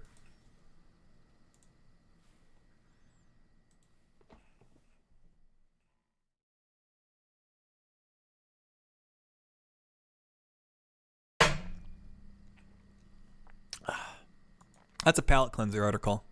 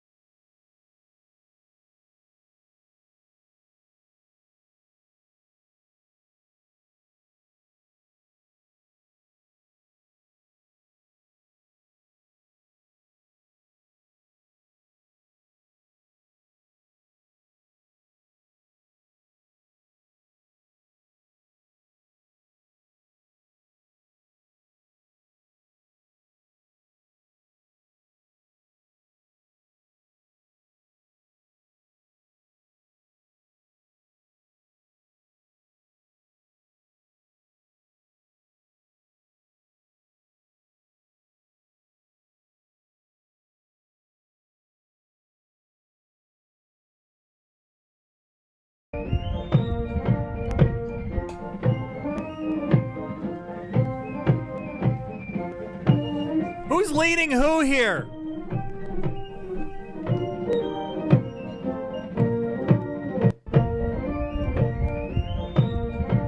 I mean, maybe it's just really bright outside, but...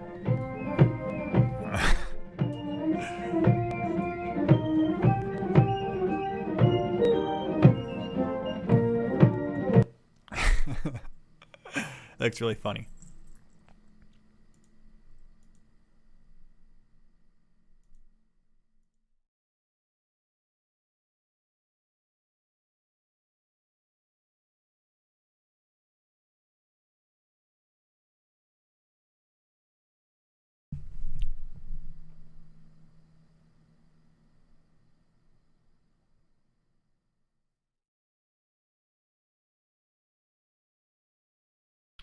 GOP passes its debt bill.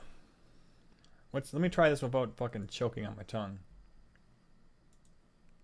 House GOP passes its debt bill, upping pressure on Biden. House Republicans passed their sweeping debt limit and spending cut plan after a tumultuous 24 hours. Now they will have to see if it will bring President Joe Biden to the negotiating table. The vote followed a frantic day of 11th hour vote wrangling as Speaker Kevin McCarthy and his allies sought to lock down potential defractors ranging from conservatives to Midwesterners. That's a weird way to phrase that. In the end, only 4 Republicans voted against the legislation, though the victory is a mere symbolic, given that the bill is dead on arrival status in the Senate. Then why would we even care? This is all useless then. What a... imagine the political theater, guys. I thought I had actual news for you. It's all dead on arrival. This is all a waste of time anyways. Why this author of this article waste their breath typing it? Jordan Carney, why'd you fucking waste your time, our time with this article? I'm mad now. I'm done.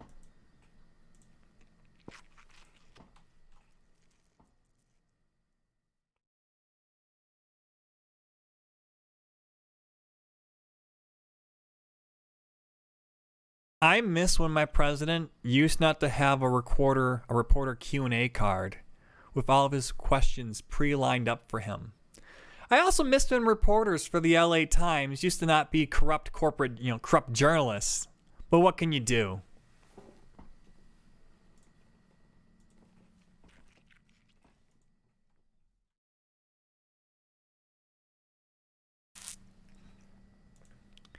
Michigan students sue school for banning Let's Go Brandon sweatshirts. How can they do that? They're a school. I can see Texas stopping dudes from wearing skirts, but how are they going to stop students from wearing Let's Go Brandon? Two middle schoolers are suing their school district from barring them from wearing Let's Go Brandon, a popular right-wing rally cry that stands for a substitute for cursing out Joe Biden. The boys' mothers argued that the ban infringes on their constitutional rights, while the Tri-County Area School District said the sweatshirts violate the dress code, which bars messages that are lewd, indecent, vulgar, or profane. But it's not. It's not lewd or indecent or vulgar or profane. It's not. It's Let's Go Brandon, which people interpret it as F Joe. Let's see what they say here. The lawsuit alleges that when the brothers wore the Let's Go Brandon sweatshirt last year, the principal asked them to remove their garments, and one boy told them that it's his sweatshirt. Hold on. Wait a second here. So, okay. So the teacher told him to remove his garment and that his sweatshirt was equivalent to the F word. But it's not. It's that teacher's political opinion. And that teacher's so sensitive. Imagine you're a Democrat teacher and you're going to pick on a student for wearing a Let's Go Brandon hoodie. What a bully. What an absolute bully these Democrats are, man. They're going to bully your kids or someone else's kids for having political... Wow, what evil people, man. The lawsuit alleges that when the brothers wore their Let's Go Brandon sweatshirts to school, Let's Go Brandon became a widespread conservative slogan in 2019 when a TV reporter claimed that the NASCAR crowd was chanting Let's Go Brandon to celebrate a win by Brandon Brown when they were actually chanting F Joe Biden.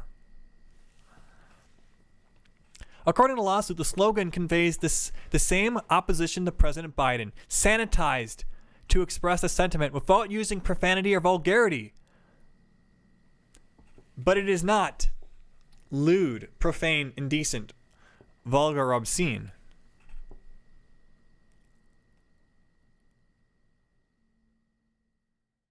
That's a weird way to phrase that. The article writer wrote that a little weird there. It confused me. The school district stuck with its prohibition even after lawyers threatened litigation, and in a letter sent to the administrators in May 2022. The commonly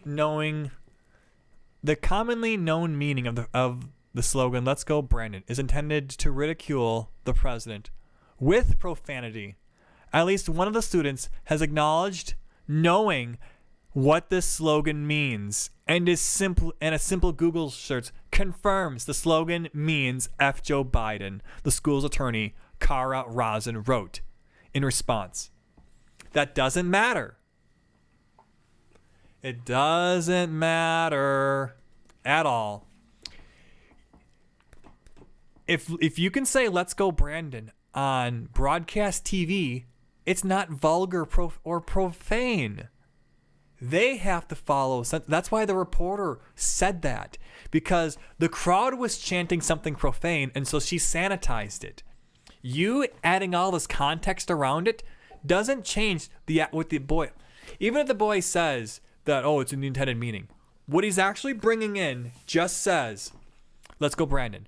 There's lots of free speech cases that happened at school. There was a case where students were wearing black armbands to class. They had a black armband that were around their arm, and it had a political meaning. It was probably protesting a war or something. And the school was punishing the students for doing this literally because of the political meaning behind it. And that's what the schools now. They're now saying, "Let's Go Brandon" is a slogan designed to ridicule the president. And that's why we're not allowing it. That's literally what they're saying here. Because all this F Joe Biden stuff is not happening at school. And it's not what the boy's wearing. That's all context they're creating. Let's Go Brandon even has its own Wikipedia page with equivalent terms of slogans meaning. The school's layer further argued that the district does not prohibit students from the right to express their political views or from wearing clothes with political slogans. But the students' dress code does not allow containing language that is offensive, vulgar, or profane, except "Let's Go Brandon" is not offensive, vulgar, or profane. You can say it on broadcast television all day and night, and you're never going to get a fine from the FCC. So it's funny how the FCC would say "Let's Go Brandon" is not vulgar or profane or offensive, but these lawyers at the school do. The lawsuit was filed more than 10 months later by an attorney with the Foundation for Individual Rights and Expression on behalf of the mother and two brothers. The criticism of the president is core political speech protected by the First Amendment, said attorney Connor Fitzpatrick, who filed the lawsuit Tuesday in United States District Court, Grand Rapids. Whether it's a Biden sticker, "Let's Go Brandon" sweatshirt, or a gay pride t-shirt, schools can't pick and choose which political beliefs students can express. And that's what's going on here. They're saying, oh, you can wear your MAGA hat, just not the "Let's Go Brandon." Because I'll tell you what, people were having too much fun. That's entirely what it was. It was people were having fun and the teachers were seething. Other students wore Trump apparel to school were asked to remove it, while students wearing LGBTQ plus apparel were not. Fox 17 repair. So the school is heavily biased. Let's be honest here. In a statement provided to Detroit Free Press, the boy's mother, who identity is being protected by lawyers, voiced her frustration to the school district. "Instead of allowing my sons to express their beliefs to their classmates, school officials punished them. Instead of seeing political sweatshirts as a potential conversation starter between students, officials saw it as an opportunity to discriminate against opinions they don't like." The mother added, I am proud of my sons for standing up their First Amendment rights and the rights of students everywhere. The boys and the mother are seeking a court order blocking the school district from ban of Let's Go Brandon apparel, as well as apparel that's disruptive to the teaching and or learning environment by calling undue attention to oneself. I don't know what that last part's about. Let's read some of the comments. Outside of any questions of politics, schools cannot pick who can speak and who cannot speak on any topic. They either everyone must be allowed to voice their piece or no one. As a state entity, a school has no legal right to take any stance. The administrators should be dismissed and the policy rectified. Liberal messages can be advertised. Conservative messages cannot be shared. Got it. I hope the district has too much money problem. I hope, I know these seek punitive and young, whatever. If you guys like this type of content, leave a like down below, subscribe, share. Radically Moderate out of here.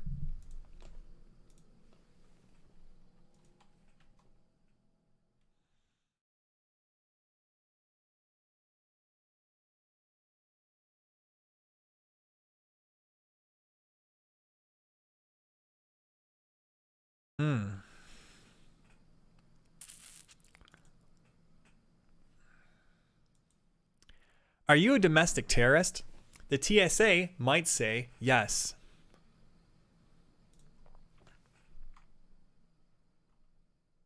Early last year, a wife and a mother of 2 children booked an airline ticket to New York for a family funeral. Her husband, a 20-plus year federal air marshal veteran, went to work a few days before his wife left and noticed something astonishing. He logged on his Federal Air Marshal Service operating computer system. There was his wife's name. Underneath her, it read domestic terrorist. Once the initial shock wore off, he ran to his supervisor and asked him how in the world this could have happened. The response was, you can't tell her. You just have to let it work itself out. What does that mean? He asked, and he got the same response.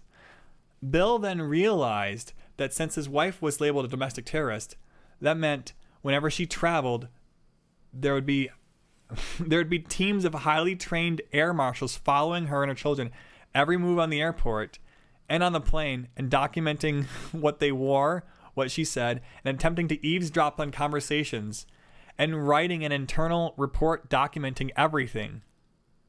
Wow.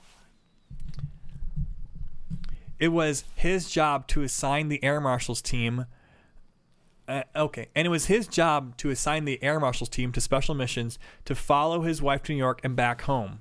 Oh, that's an amazing story already. It gets worse. This was shocking. First, Bill's wife has never been charged of a crime or questioned by law enforcement about being a terrorist. Second, Bill holds a top secret security clearance with the Federal Air Marshals, and apparently he lives with a terrorist. This should have sparked an immediate investigation by the agency. Yeah, who labels her a terrorist? Who gets the power? Can they just pick and choose anybody? Or is there like an AI just mass flagging people as terrorists?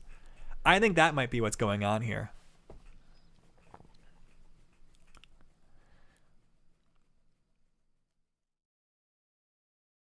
Let's see here. This should have sparked an immediate investigation by the agency into what he and his TSA designated terrorist wife are up to, yet the agency doesn't seem the least bit concerned.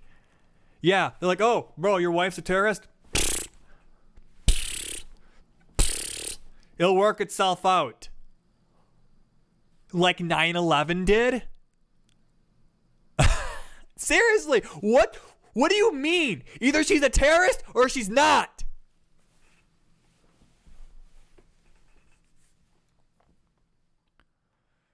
Right after this conversation with the Air Marshal's leader, Bill returned to his job, which granted him access to very sensitive government databases. This fact alone suggests the label given to his wife is false. Why wouldn't the agency seem to care? This situation meets the very definition of insider threat. Yeah, you have a potential terrorist who's married to someone of top secret government clearance who could Yeah, this would be the guy who could let other 9/11s happen. And you're like, oh, his wife, who cares if his wife's a terrorist or not? Lastly, TSA paperwork noted that Bill's wife broke into the United States Capitol building on January 6th. Oh, there it is. She went to see Trump.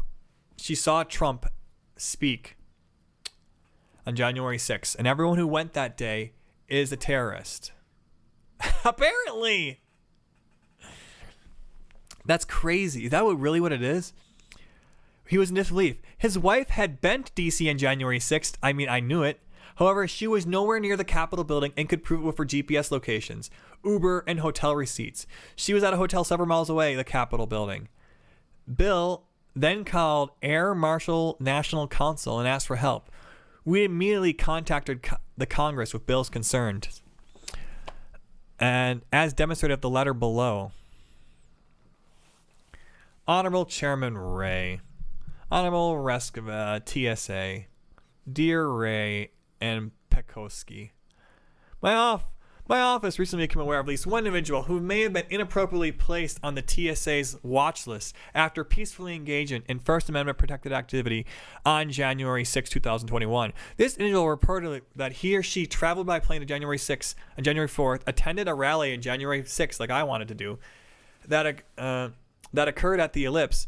According to this individual, on January 6th, he or she went to the Ellipse to peacefully exercise his or her First Amendment rights at the rally, walked past Pennsylvania Avenue and 9th Street, and then walked to his or her hotel. This individual asserted that he or she never was in or near the U.S. Capitol on January 6th. This individual left Washington, D.C. region on January 7th. According to information obtained by my office, this individual recently flagged by law enforcement Air Marshal Service and needing special missing coverage, SMC, TSA documents, individual. The TSA documents connected to this individual noted that the reason TSA needed to assign SMC on this person is because he or she unlawfully entered the United States Capitol building on 1/6/21. Further, my office was told that this category of code assigned to this individual was for a suspected domestic terrorist. If the individual account on him or her site is true, it appears that TSA assigned SMC to the individual based on false information. The TSA is just flagging everyone who went to Washington, D.C. on January 6th as a terrorist. They got to be. But here's the thing, though. Are they doing that with the Democrats? Are they doing it with people who just happen to be traveling there? Or is there something more? Because I could see them wanting to target innocent Trump supporters. But what about innocent Democrats? F them? I guess so.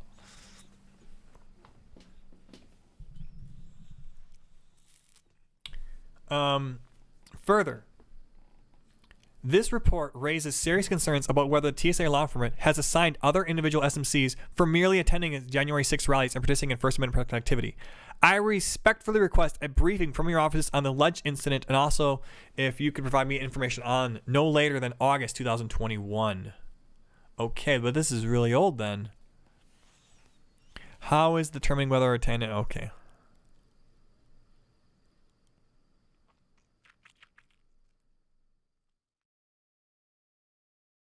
July 26, 2021. Did anything happen with this?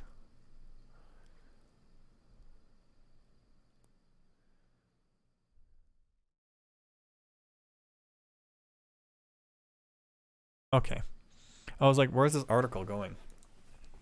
It didn't matter. They were nowhere near the Capitol. They further advised that it was their belief that the same supervisor who made the decision to establish the list with these people's names, as it was the unit's job to develop special missions for the agency. So, okay. What this guy... There's someone in charge of the SMC, these teams, air marshal teams. And like every government agency, they have to justify themselves. Why do we need more funding? Because we have all these domestic terrorists. Where they all come from? Well, we just happen to label everyone on January 6th a terrorist. But look at all these terrorists we have to track now. We need more money. The TSA have the authority to label anyone a terrorist presents can label anyone a terrorist presents a host of issues. The TSA is an administrative agency, not a law enforcement agency. It has no investigative authority. Bill's wife contacted the FBI, and they said she had never been any under investigation.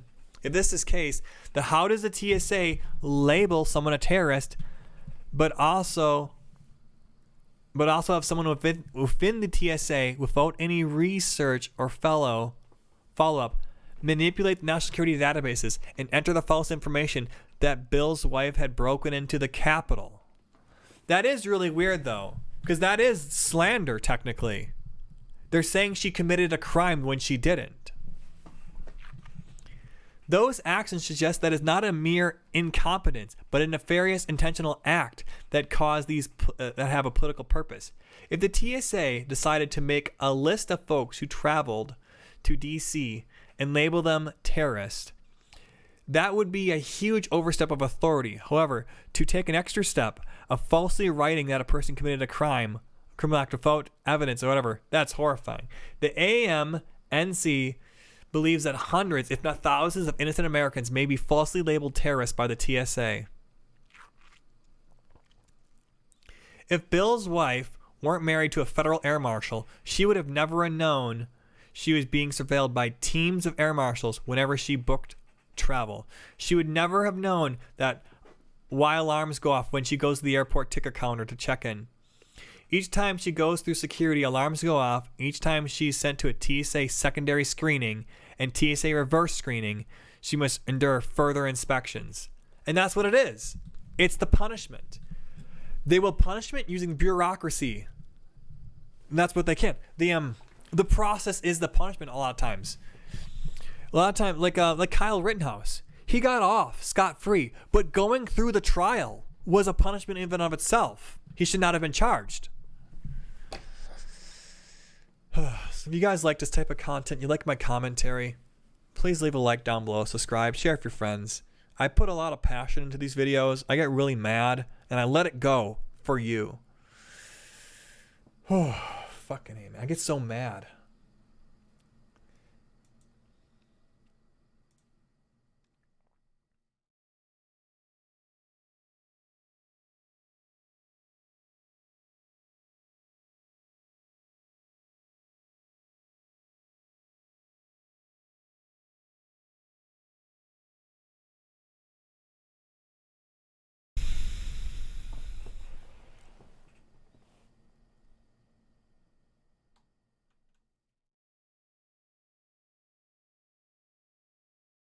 I'm not going to take Trump's word on that.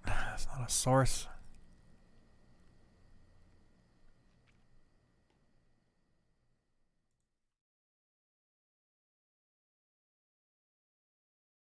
I need everyone to get their tiny violins ready for a good article. I predict a lot of seething here. BuzzFeed's epic fail is bad news. The shuttering of the online publications news division is yet more evidence of the corporate landscape's disastrously hostile to the act of journalism. Or maybe their journalism was bad. Maybe people didn't appreciate their style. Because other journalism outlooks, is that the right word? Other journalism publishers are not dying like BuzzFeed did. So what happened there? Why is BuzzFeed doing so bad? Maybe that's the question we should be asking.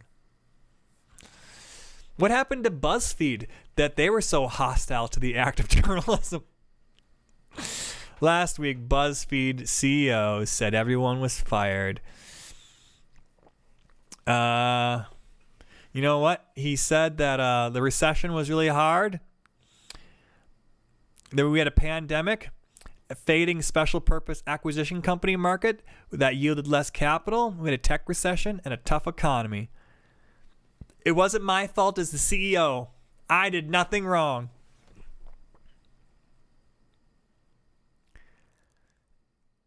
Let's see here.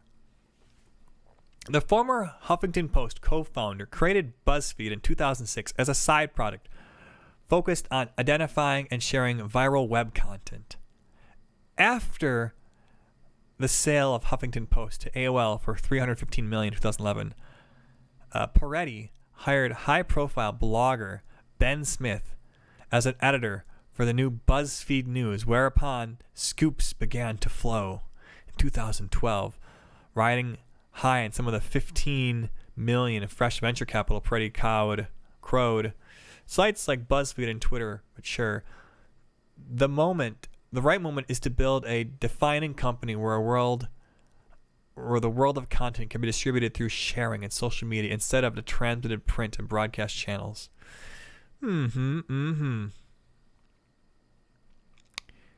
Let's see here.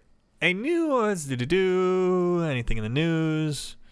The ups and downs of this demented roller coaster have accelerated over the years as news media businesses were deluged into gold and embarked upon insane expansions, leased wildly expensive real estate, and then almost suddenly crashed, yanking the Aaron's chairs right from under another few 100,000 hapless media professionals. We're just media professionals, guys. There's never been why don't you just work at a factory? There's never been a shortage of the can't stop, won't stop tech triumphalists, from Peretti to Jeff Bezos to Elon Musk to Mark, and there's no shortage of them. Then how come we only know about the few?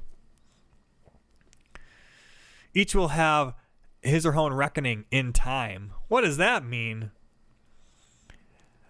The larger issues raised by closing of the BuzzFeed News is what readers stand increasingly to lose. For all of BuzzFeed's idiosyncrasies and even its faults, one of the things its news division reported was a corralling of resources to get facts and bringing them to the public. As former BuzzFeed tech editor Charlie Wessel wrote last week, the business of news gathering, not content creation, is expensive, and it does not scale. With rare exceptions like magazines, you're now reading honest, clear. I don't even care anymore. I'm bored of this fucking article.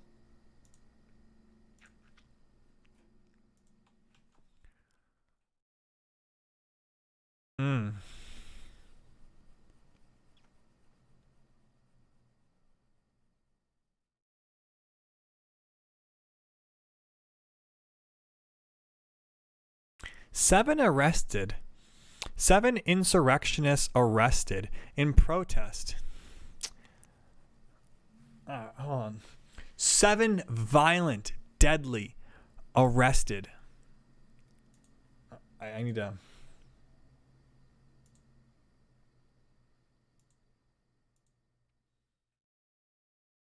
Seven arrested in protest at the disrupted Montana House hearing on youth transgender bill. 7 people in Montana have been arrested in connection with a protest Monday at the state capitol over the censure of a state Democratic lawmaker who opposed the GOP bill limiting transgender youth medical procedures. The incident took place. Oh man, these people are crazy. The incident took place in the Capitol's House chamber. Those arrested faced charges of criminal trespassing after refusing to leave the gallery, which overlooks the House floor. The Lewis and Clark County Sheriff Leo Dutton told NBC affiliate. A group of protesters shouted from the gallery, "Let her speak!" after the GOP House Speaker declined to give Zyfer floor time. Oh, Zyfer is a cringe person themselves. Zyfer, look him up, man. Full on cringe. Headed to a vote on the bill. The protests follow Zyfer, a transgender person previously opposed to the bill on the floor, saying lawmakers who voted for it should be ashamed and would have blood on their hands if it passes.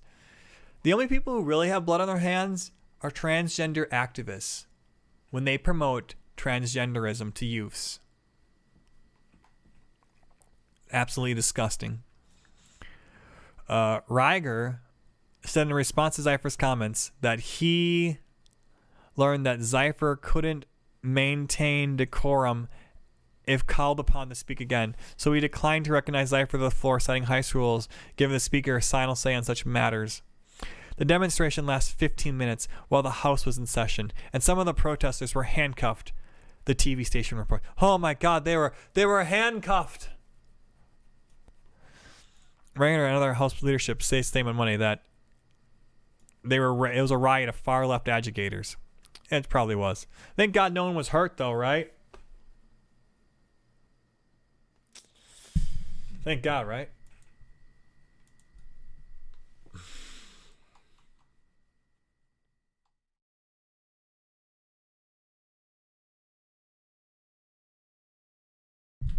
Let's do some videos right now. I need to watch some videos.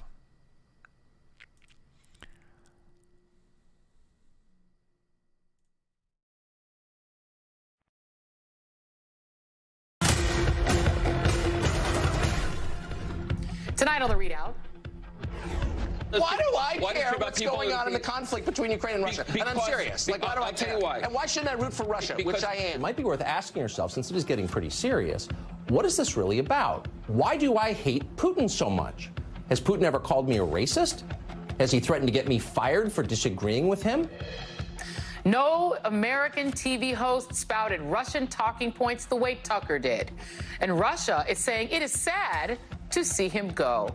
Well, Tucker has Putin serious. Hey everybody, I'm Radically Moderate, and today we're going to be covering this hit piece on Tucker Carlson from this failure as a journalist.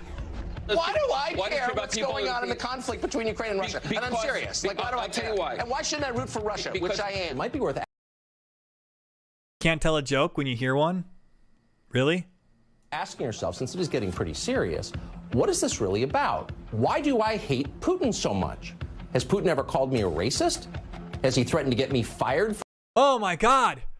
Tucker is questioning the war machine! How can he do this? Why is Tucker anti-war? For disagreeing with him? No American TV host spouted Russian talking points the way Tucker did. Oh, I see. If you're anti-war, that's Russia's bad. We've already established that because if we just replaced pro-Russia with pro-United Kingdom, does it sound so bad? Pro-France, pro-China, pro-Japan. Is Tucker saying pro-Japan talking points right now?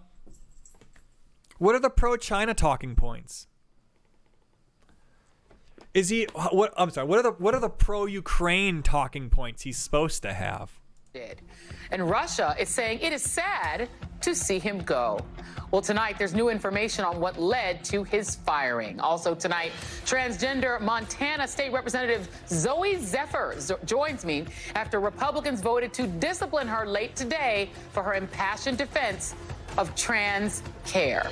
Cry some more. Plus, dramatic testimony from E. Jean Carroll as the civil rape trial of Donald Trump got underway today in Manhattan.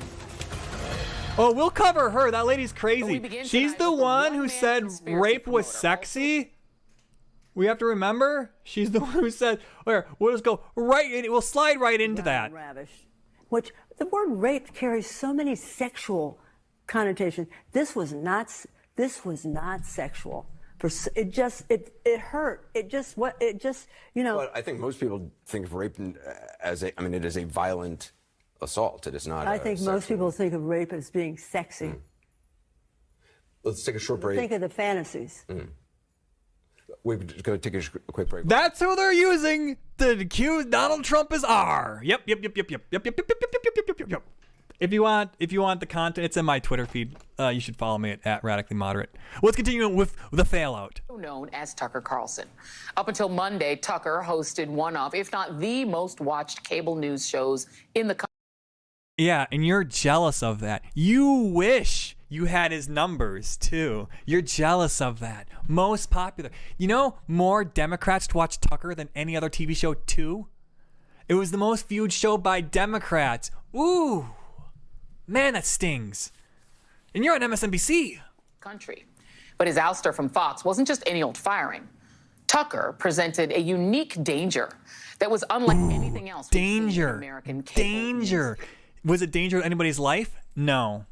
Dangerous to thoughts and opinions. History, almost exclusively using his 1-hour slot to peddle the worst of the worst conspiracies and authoritarian propaganda to millions of Americans, to the point where one of the most prominent people who came to Tucker's defense after his firing was, I kid you not, Russian Foreign Minister Sergei Lavrov.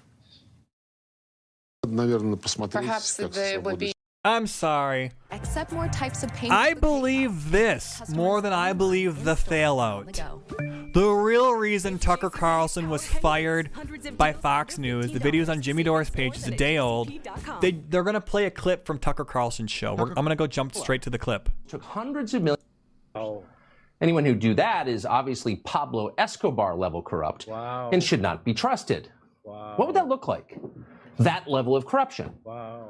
Well, imagine that the Trump administration had made it mandatory for American citizens to buy MyPillow. That's one of Fox News' biggest advertisers. Imagine the administration... Not this video, actually. Wrong one. This one.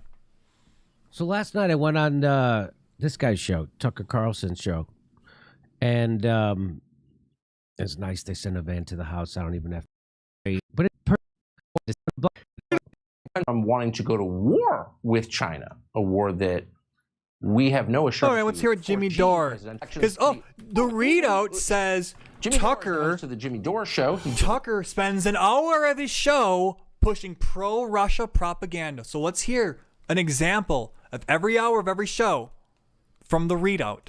Us tonight to assess. Jimmy, what do you should we be paying attention to a memo like this? What do you think it means?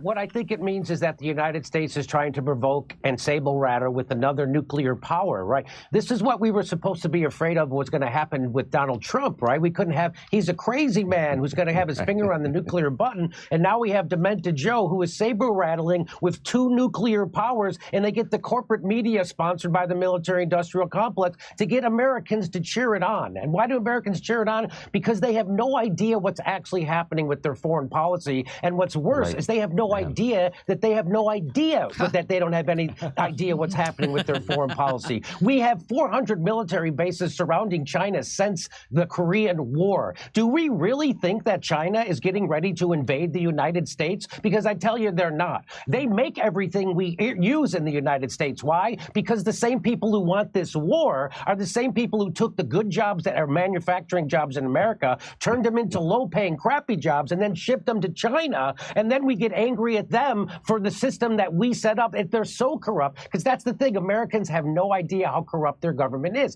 They think our government's just regular corrupt, like, oh, Trump gave his son a job or Biden gave his kid a no-show job in the Ukraine war. That's not, the whole thing is corrupt. The $800 billion military budget is $800 billion of corruption. Why do we have to have 900 military bases around? We're the ones provoking this war, just like we provoked the war in Ukraine. We are now provoking a war with China. And who benefits? I'll tell you right now. Your enemy is not China. Your enemy is not Russia. Your enemy is the military-industrial complex, which has been fleecing this country to the tunes of hundreds of billions and trillions of dollars. How many times are we going to have a defense secretary say, hey, we can't account for $2 trillion in the Pentagon again? That, which has happened twice now in my lifetime. So again, people are being, the war machine cannot be stopped. Who's running this country? The war machine. It certainly isn't Joe Biden making these decisions. I would like to know who is making the decisions. And I just want to remind everybody, the United States is the world's terrorist. We just set the Middle East on fire in the last 20 years. And now we're doing a proxy war in Ukraine, which we provoked, NATO provoked, and was just admitted that we provoked it by the former prime minister of Germany. And now we're trying to saber rattle with China, and they're predicting a war. Again, China's not going to invade us. China's not our enemy. We might have an economic war. That's what these are. These are economic wars. These are wars in Ukraine, it's about liquefied natural gas and making sure Germany and Russia never come together, because we fear Russia's natural resources and manpower, and we fear them getting together with Germany with their technology and their capital. And so that's why we blew up the Nord Stream pipeline. That's why we're doing the Ukraine war. This is all about hegemony, imperialism, and economics. And if there's a Marine somewhere, it's there because they're about to steal some natural resources from another country. As everybody's screaming about what a bad guy Putin is for invading Ukraine, the United States is currently occupying a third of Syria. And which third is that? It's the third that has the oil. And how do I know we're there to steal their oil? Because the President of the United States said so.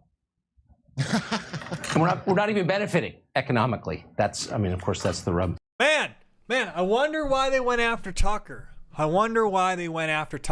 But low IQ Joy Reid would have you believe it's because he's pro-Russia.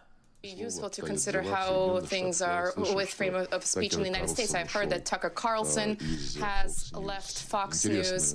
It's a curious news. What is this related to? One can only guess, but clearly the wealth of views in the American information space has suffered as a result. Now, if it was anyone else, the idea that a senior Kremlin official would be defending a United States TV anchor, at the United Nations no less, would be unbelievable. It would be unheard of. But because it's tough. Do you now realize you're doing Russia's bidding right now, actually? He threw out bait. I'm going to compliment the Tucker journalist. And all of left-wing media is going to go, can you believe he said something about Tucker? You guys are all reacting to a master propagandist from Russia right now. These people are all being played like puppets. Look at her. She's being puppeted by Russia. She's literally doing Russia's bidding as she accuses Tucker of doing Russia's bidding. Fucking amazing. It's not even surprising. It is no secret that his show was the Kremlin's favorite Russian state TV.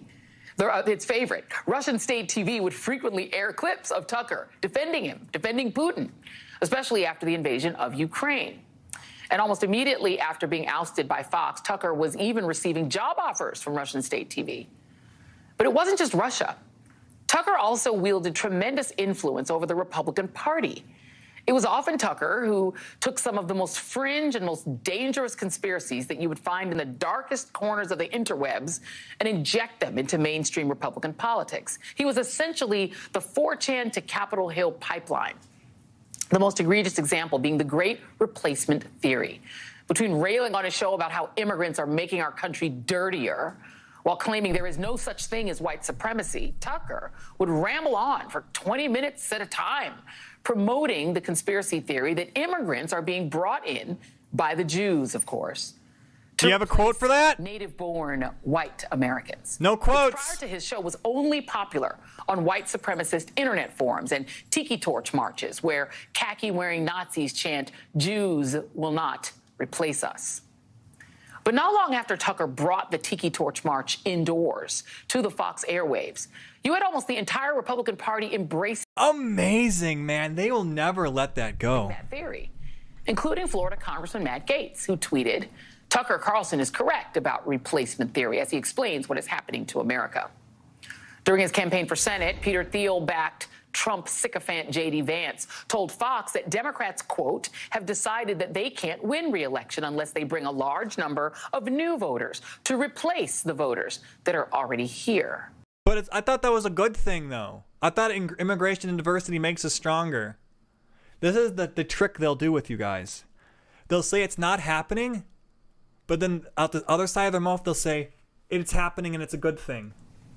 That is the kind of talk that would get a lawmaker expelled just 10 years ago. But thanks to Tucker, it's now standard Republican talking points. No, it's not. I wish it was. There is no way it's not standard Republican talking points. That's amazing. Wow, your eyebrows look absolutely terrible. Look at this. Look at her awful looking eyebrows. They look so fake. They don't even match her skin color or her hair. God, this man's eyebrows are kind of creeping me out here. And then there's January 6th. Tucker took the lead when it came to writing a revisionist history of the insurrection. Which was what? With the help of Kevin McCarthy. That the police opened the doors? Oh, that didn't happen. From that day, which Tucker selectively edited in order to frame the angry mob that attempted to overturn the election as meek sightseers. But Carlson's former producer, Abby Grossberg, told the great Nicole Wallace yesterday what else he tried to do with that footage. When the January 6 tapes were coming out, Grossberg. Tucker was very set on finding an FBI person who was implanted in the crowd and spinning this conspiracy that they were ultimately the ones responsible for the Capitol attack. I went back to them.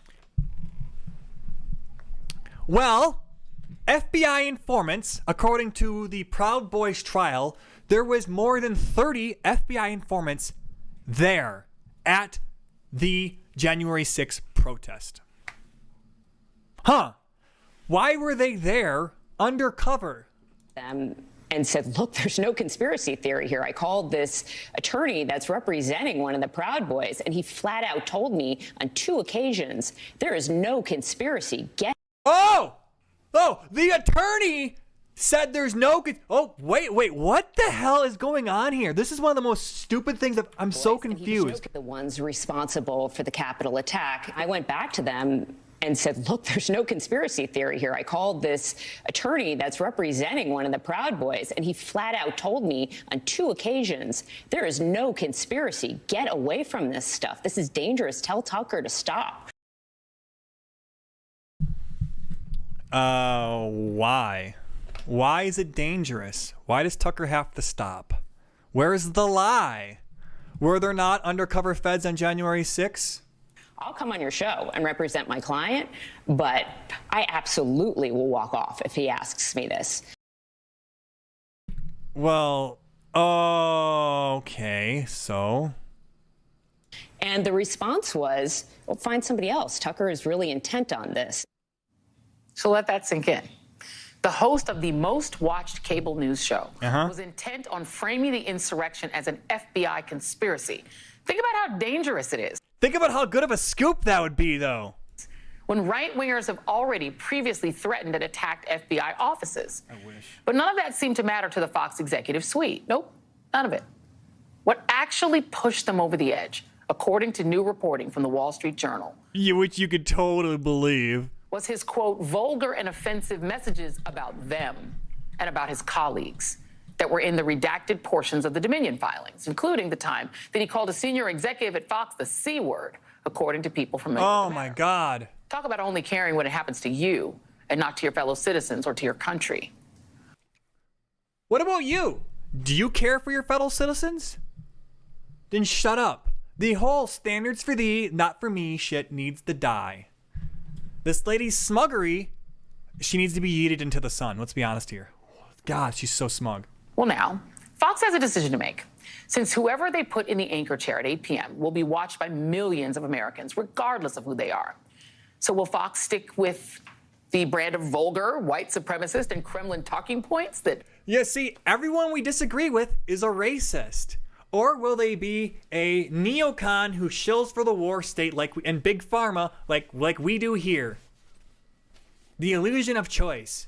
You can have left-wing pro-war on MSNBC or right-wing pro-war on Fox. That's what's really going on here. Tucker brought them, or will they take it in a different direction?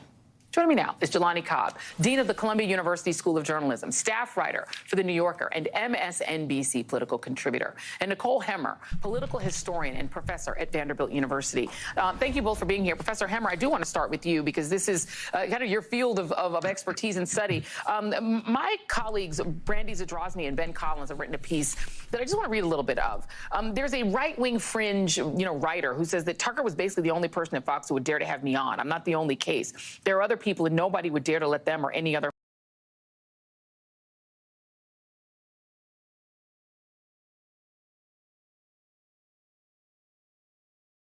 So one anonymous person online said Tucker's our guy.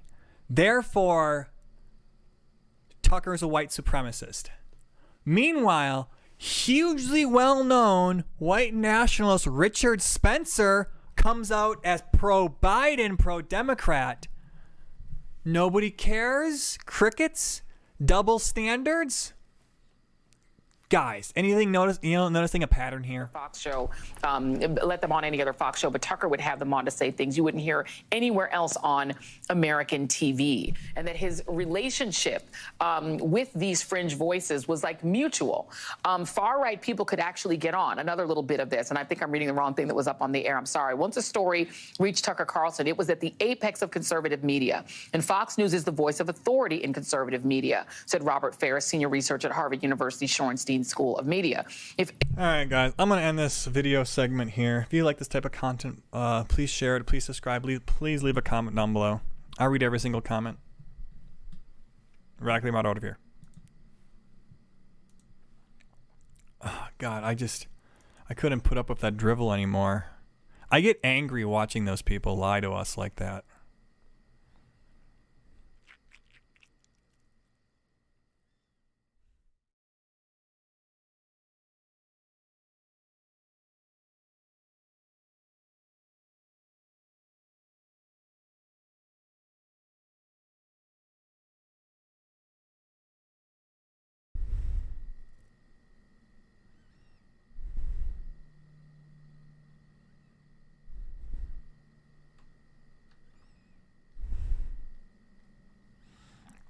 All right.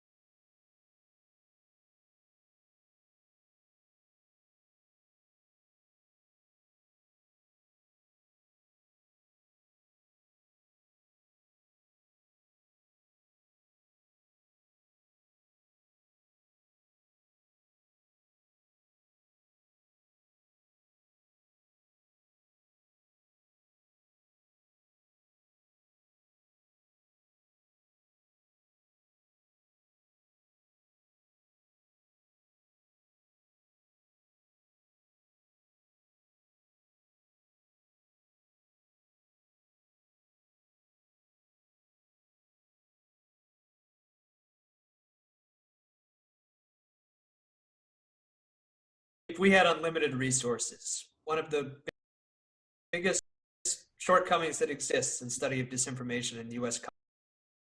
context.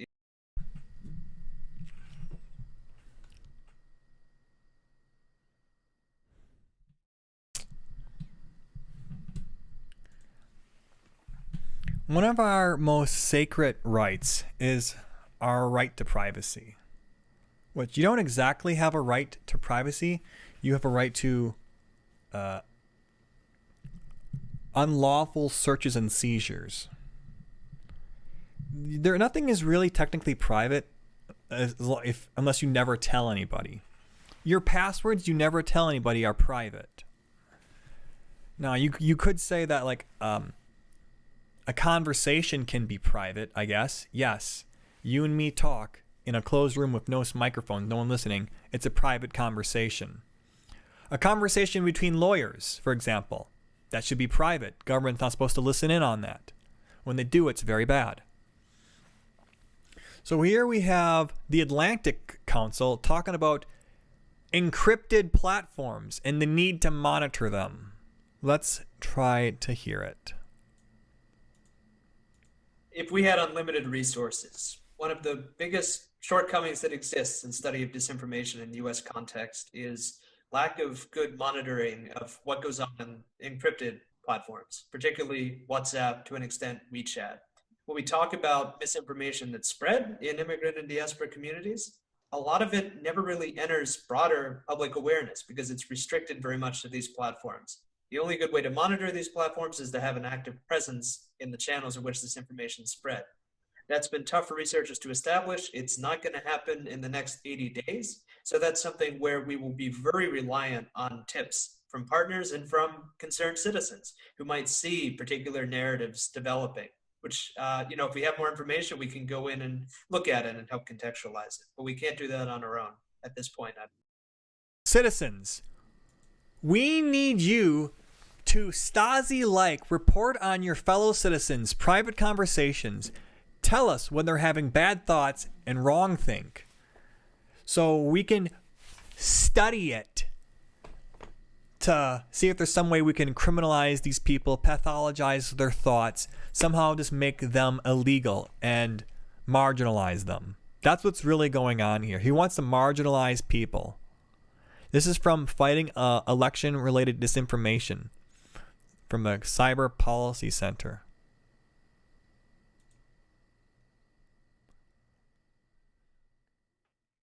From 53 minutes in. Wow. You guys think this type of messaging coming from these bureaucratic elite is scary? Yeah. Many people claim that Matt Taibbi had exaggerated the size and scope of censorship industrial complex. But now, new information has come to light, revealing a widespread effort to spy on and censor private and supposedly encrypted text messages. What a creep, man. Leave people's private conversations alone. If you agree with me, leave a like down below, subscribe, share for friends.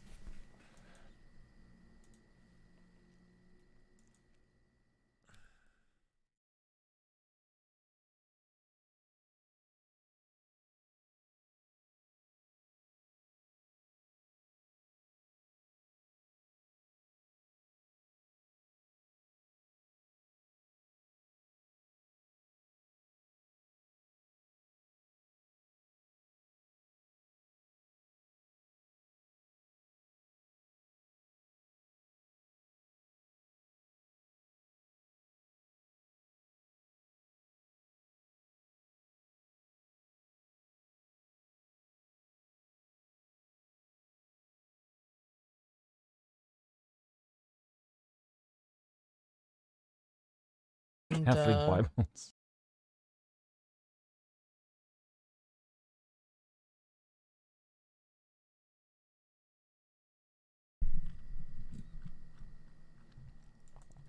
Watch what happens after Antifa members resist arrest in Texas.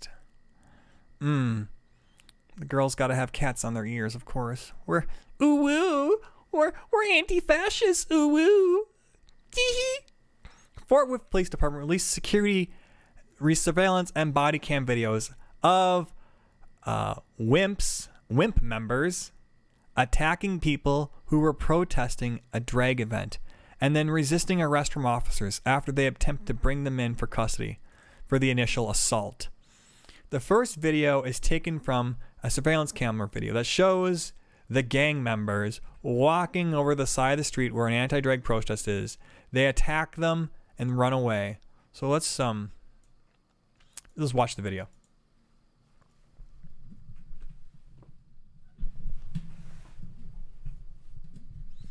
They released this fairly quickly. They released it like the day of, it seems. Good for them.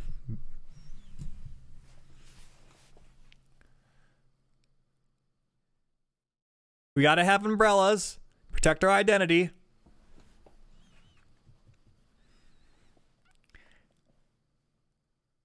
The one with the stick is the violent one who sprays them with pepper spray. That guy's got an AR-15 on his waist in front of them. So they will have two guns in front of them, and then one of their commie friends will then attack you. And if you fight back, they'll then shoot you. See? Assaulting them with a force, assaulting them. And these two guys with the guns are just standing there. They should more people with Antifa guns run over here. Oh, don't worry. If you we'll make sure to shoot you now. We outnumber you with guns. We'll shoot you. We'll attack you, then shoot you. And so the coward runs away after assaulting people. Right in front of police. He thinks he can just do that. Oh, I have my gun with me. Oh, he assaulted. Oh, this is so dumb. He assaulted people with a gun on him. So you committed a felony with a gun. Bro, you have to arrest these people. They're assaulting people with guns. It's going to lead to a death. He's right here. Hey, bud, you come with me real quick? No. Yeah.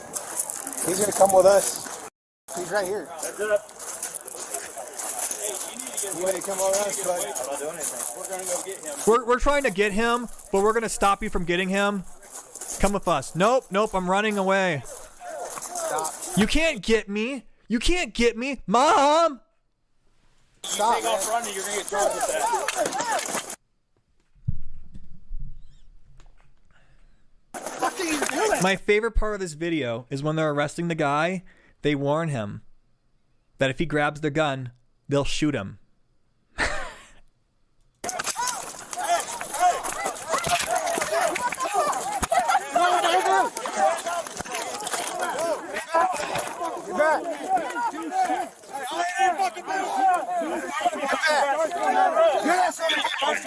Bring the units over here. I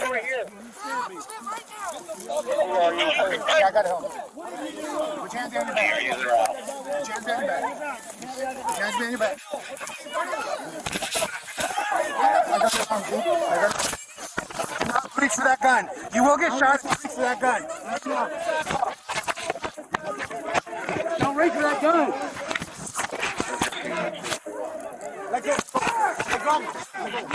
Why is he resisting arrest so much? You're not getting away, bro. You're under arrest. Just give up. This is pathetic. Mom! What do you mean I can't assault people with my gun on me? What do you mean I can't assault people while carrying a gun? Help! Mom! Mom! Mom!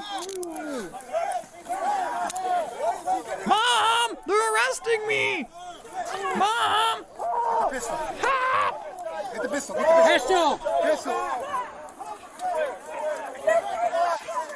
Oh, yes. This is good, man. This is cathartic. Oh. Oh, I'm sorry. Oh, I'm sorry. Is your mask not going to protect you anymore? Oh, you're going to have a felony now? Assaulting somebody while carrying a handgun? Committal of a crime while in possession of a firearm? Man. Those gun matifier. Man, those gun laws you lefties advocate for really suck now. Man, that sucks.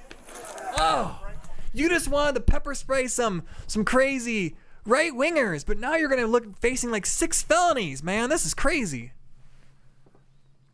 And so now this fat lady's gonna be all like get arrested too. No.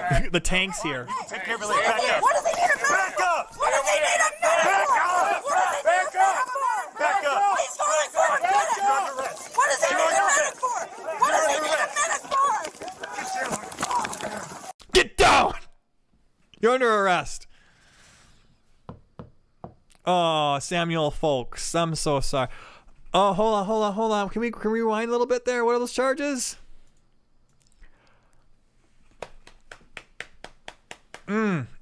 Assault, bodily injury times 4. Resisting arrest. Assault on a peace officer. Oh, that's not going to be good. Evading arrest detention. Man, you're just a bad person, bro. You're like a, I wish we could deport you. Assault on a peace officer.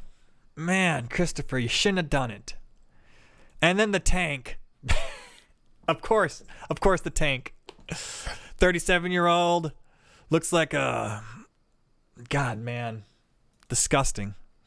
But that was a great video. I love how the police released it so interesting, so soon. Here's another angle from Mr. No. Stop moving! Stop moving! Stop moving! Stop moving! On the ground! On the ground! Get on the ground! Get on the ground! Stop moving! We're good. He wouldn't stop resisting, man. They told him to stop moving, and he was fighting the whole time. Just spectating, no problem here. We're good. Man. Help, Mom! They're arresting me! Help!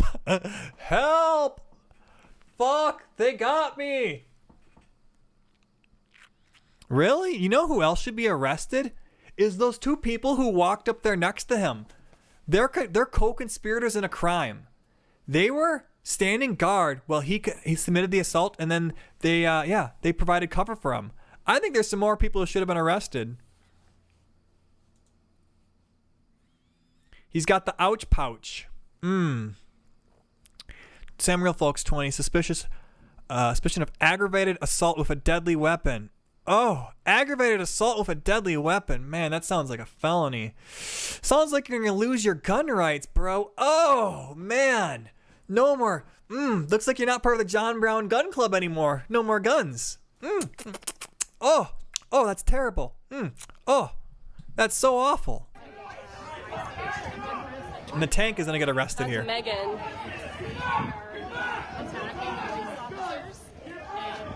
We're standing here. You're good. Yes, I know. Just making sure I'm with you.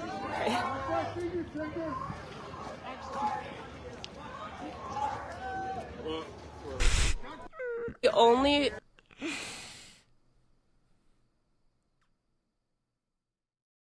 De-arrest. time I've ever seen the police actually arrest them. Oh, me too. Good. That's Megan. All right, so that's the end of my happy video. If you guys like this type of content, please leave a like, share, subscribe with your friends, radicalmoderate out of here.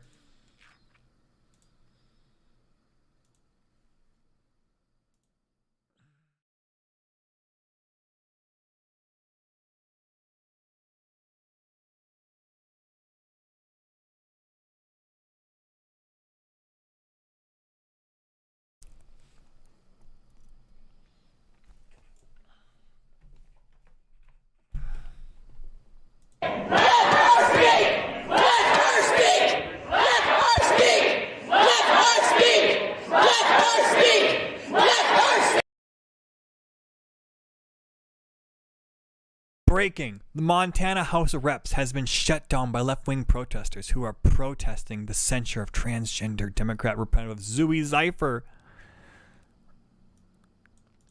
Okay.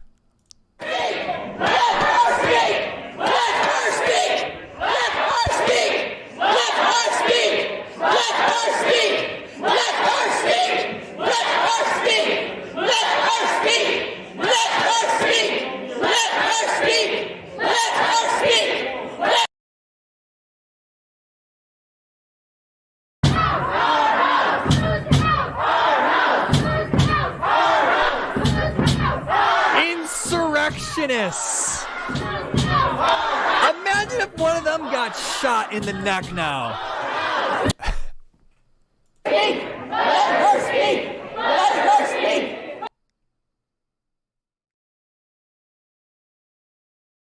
Oh, dude, look at this. Meanwhile, Zeifer was standing in the middle of the room holding up a microphone as the speaker kept denying him the ability to speak. Oh. Let him speak. Him speak. So my thing is, I think the lawmakers were confused. They didn't know who you referred to as her. If you had said, let him speak, it'd make more sense. Let her speak! Let her speak!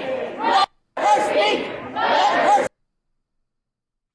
Here's the picture of the protesters cuffed by police for shutting down the Montana House of Reps today. Okay. But MHP does have the contract, and they made the arrest, so I brought her down, and she's been exceptionally nice. Okay, sorry about that.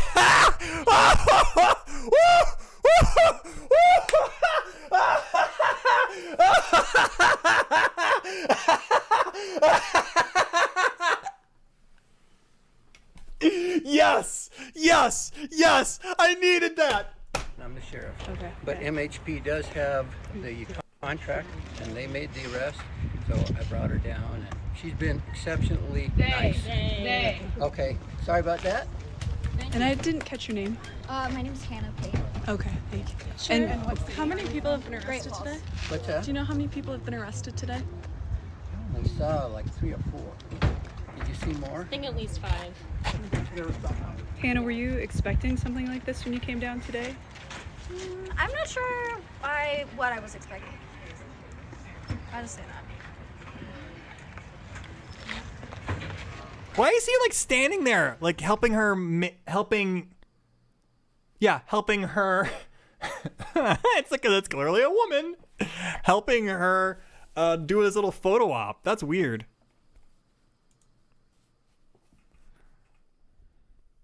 Yeah, the arrested left-wing protesters were allowed to give statements to the press before. Did not get called. Why are they letting him talk to the police?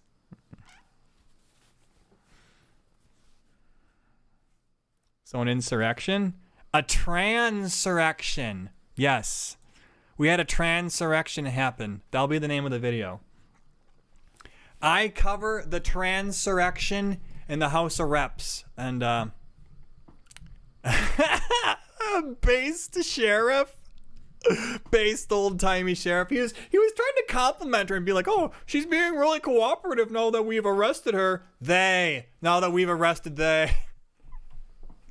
God, you gotta love him. By the way, if you like this type of content, leave a like down below, subscribe, and share with your friends.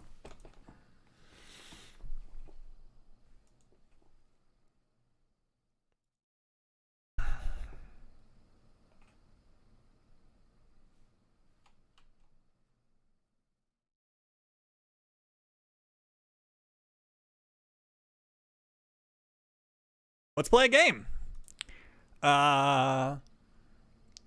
Two separate plane brawls broke out last week on a same flight in Australia, prompting an emergency landing.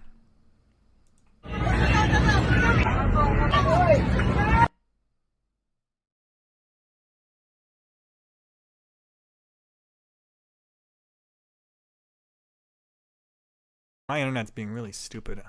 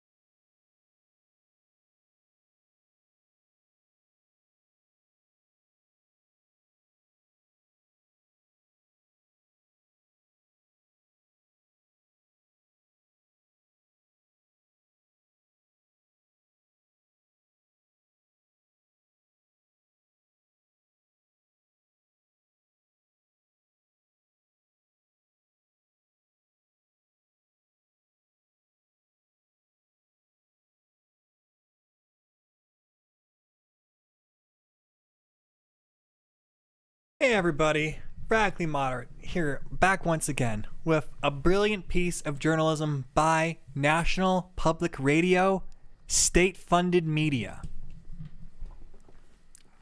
In Oklahoma, a woman was told to wait until she is crashing for abortion care. The molar pregnancy, J.C. Stain, would never become a baby. It was cancerous though. At least at the last hospital in Oklahoma she went to during her ordeal last month, Staten says staff told her and her husband that she could not get a surgical abortion until she became much sicker. They were very sincere. They weren't trying to be mean, Staten says, 25. This is all hearsay, by the way. This is completely hearsay. And NPR is publishing it as if it's fact. And guess what? They do not fact check it in the article. They said, the best we can do is tell you to sit in the parking lot, and if anything happens, we'll be ready for you. But we cannot touch you unless you are crashing in front of us, or your blood pressure goes so high that you are fixing to have a heart attack. Oklahoma has 3 overlapping abortion bans, with different and sometimes contradictory definitions and exceptions. A study published today, interpreted by a dumb NPR journalist, shows hospitals all over Oklahoma are struggling to interpret the laws and create policies that comply with state abortion bans. The resulting confusion have dangerous consequences for women like Staten. Oh my God. If only you guys didn't try to get if only you guys weren't advocating for abortion up until birth. You went too hard. You should have just left the issue alone. But instead you went hard, and now there's pushback, and you're going to have to deal with it. In a new study, no, guys, listen. I thought they'd call the hospital in question and ask for their statement of policies. Notice what's missing from the article, people.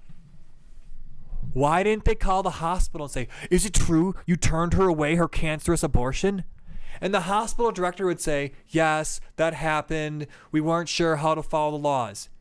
That didn't happen because this is a fake news published by NPR to manipulate you and lie to you about topics. They hate you and they think you're dumb.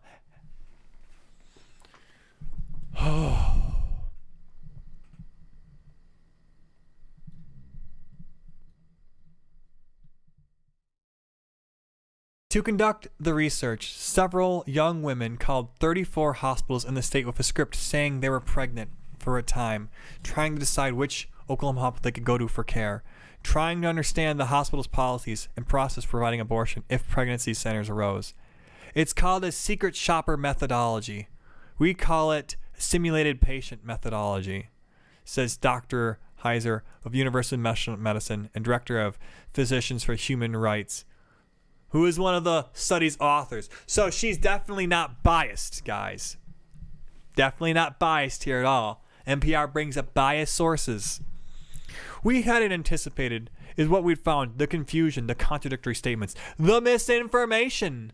3 of 34 hospitals said they just never provide abortions, even though there are exceptions written into laws. Except they can just be Christian hospitals and say, we will never provide abortions even if they're legal. Oh, ooh. Are they allowed to do that? Yes.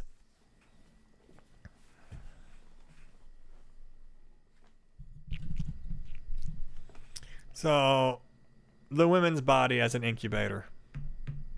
Where's this quote? So, again, now we're going to quote the biased study author. I think one of the most frightening statements, which was one of the hospitals, was a person trying to be reasonable and said, oh, well, in the case of an emergency, we would try to use the woman's body as an incubator to just try to keep the pregnancy going as long as possible. I'm going to go ahead and say bullshit. Didn't happen. Never happened. Prove it. Prove it happened. Do you have a recording of it? Guys, I'm calling out this fake news. They say it's real. I don't buy it for a fucking second, and neither should you. If you like my content, leave a like down below, subscribe, and share with your friends.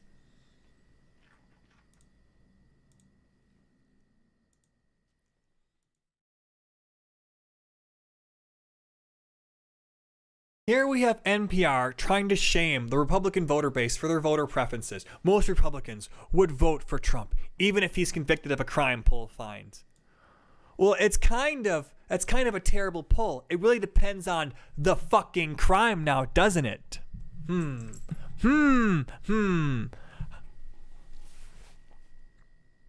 These people think grabbing a woman who consents to it by her coochie is a crime.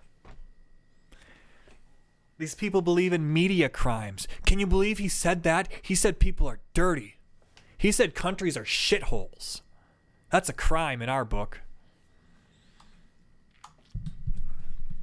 Everything that Trump has ever been accused of has come out to be false, said one of the most 1,300 respondents. I mean, Are they wrong?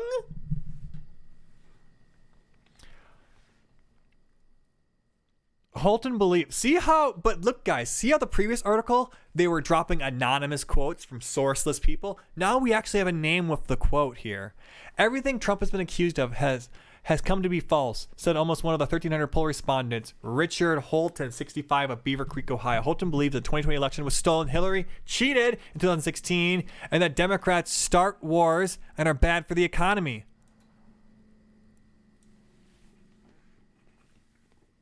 When hasn't a Democrat started a war? Huh? What did Obama do? Cause peace in the Middle East? Obama almost only dropped more bombs in the Middle East than every president in history. Fact check me on it. He channels Trump, calling the indictment in New York stemming from the hush money payments to porn actors a hit job by the Democrats. Sounds like this guy's up to date on news. Sounds like he's well informed. It's all made up, Holton said. He can't get a fair trial there. It's all fake. Huh. There are multiple criminal investigations into Trump beyond the charges faced in New York. There are two. You see, guys, look, there's so many investigations into Trump. He must be a bad person. All these investigations and no fucking crimes. No charges. Trump's criminal record is clean. But they keep on investigating him. I'm the NPR. They keep on investigating Donald Trump. Why are you going to vote for him? Don't you know that when an FBI investigates somebody, you instantly have to think bad thoughts about them? But at the same time, when a black man's arrested by the police, he's innocent of all crimes and didn't do nothing. This is the duality of people being arrested for crimes is amazing here.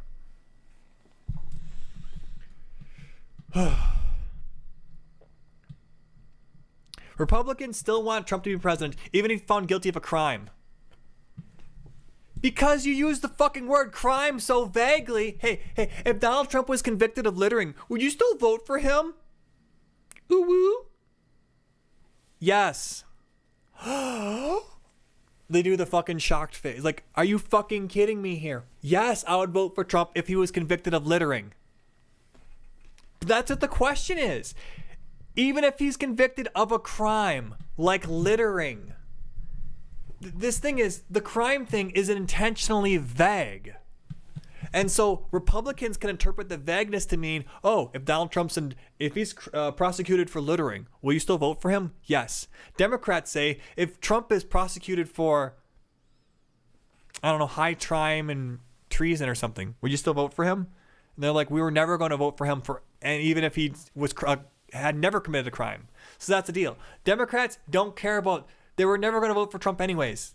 What really changed my record was the fact Trump was investigated. No, these investigations are trying to punish Trump and mostly scare people around him or who have the audacity to become the next Trump. That's what they want. They're putting a message out there. Next person who tries to shake the box, who tries to cause big change, who is an outsider who runs for politics again, you're going to get the Donald Trump treatment. Be ready for it. If you guys like my type of content, please leave a like down below, subscribe and share for friends. radicalmoderate here.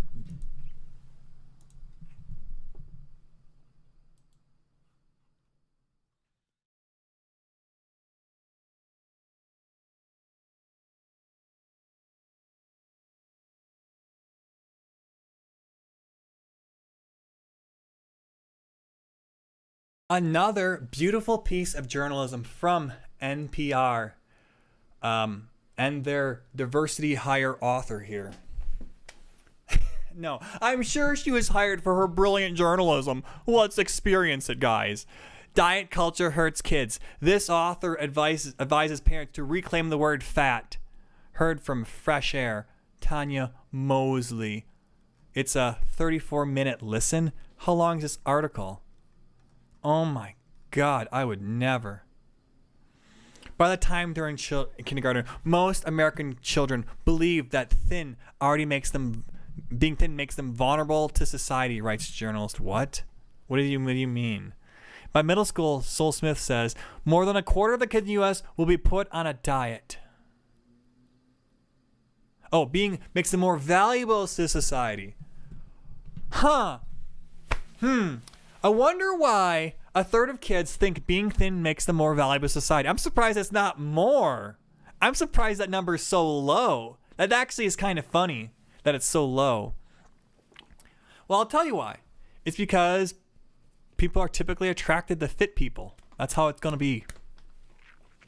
Your human dating preferences stem from evolutionary biology, which stems from trying to produce healthy offspring. And what someone finds typically attractive, being thin even, is like shows healthier offspring, kind of.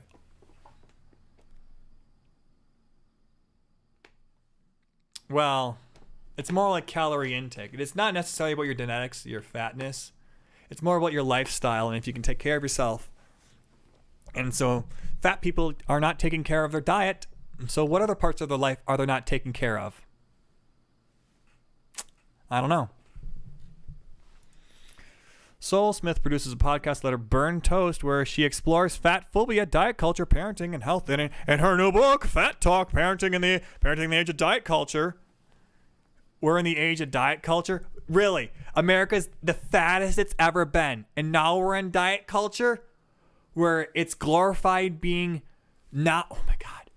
We have land whale bikini model advertisements in New York, the Times Square, but we're in the age of diet culture. No, I think 20 years ago was the age of diet culture. Shut up. Shut up. You're an idiot. This author, she argues that the effort to fight childhood obesity has caused kids to absorb an onslaught of body-shaming messages. Oh, people desire to have thin, attractive, physically fit bodies? That's terrible. Why is it terrible? It's terrible because they feel bad when they don't meet the goal. So we shouldn't have goals. That's the thing. No standards. Everything's good. The chronic experience of weight stigma, you mean the chronic experience of being fat, is similar to the research we see on the chronic experiences of racism or other forms of bias. No, it's not at all. Racism's made up. Being fat isn't. A 200-pound white guy, 200-pound black guy can walk up a flight of stairs relatively the same. Race has no bearing. And maybe you could say, maybe the black guy's a little bit more fit. If he's playing, why are they so overrepresented in NBA basketball? I don't know. Why? Man, I don't know.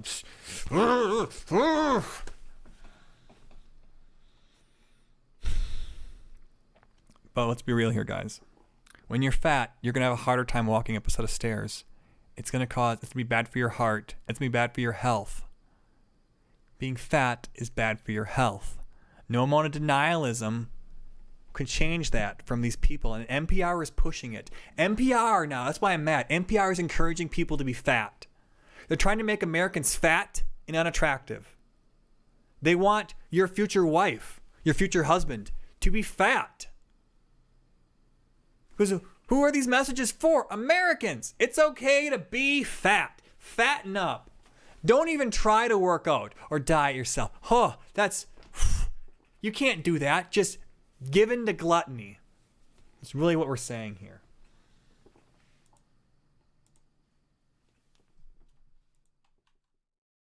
I need to get a drink of water.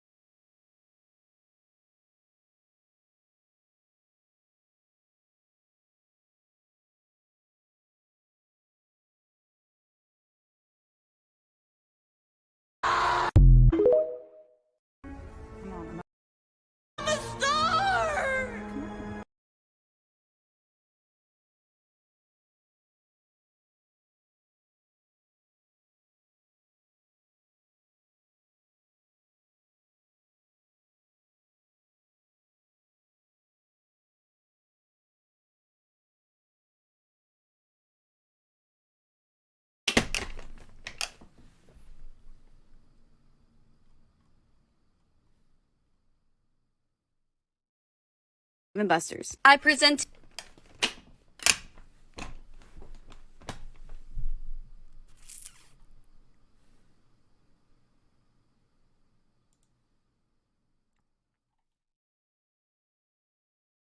to you, the Monday Night Crew. When I walked in and saw all of my favorite smiling faces, I knew it was going to be a great shift. I never work a Monday, so I really had no idea what to expect. We have Asuka at the bar tonight. She's one of my favorite bartenders. Here's a cute little montage moment, just waiting on a table, because where the heck are they at? They're not at Dave & Buster's, I'll tell you that. I ordered my Tinga nachos. I get these legitimately every single time that I work, but that's no secret. You guys already know that. And we get half off of our food, so I legitimately pay $5 each time I order those nachos, and they're massive. I always have to share them with somebody. Here's how dead it was. What the heck? Where's all the tables at? Who's hiding the tables from me? Rolling silverware, just trying to keep my hands busy. I rolled 2 buckets tonight waiting to be cut. I finally do get cut. Your girl had a whopping 2 tables, and after 2 tables I made $29. Yeah, it's been rough. I'll catch you guys in the next video. Bye!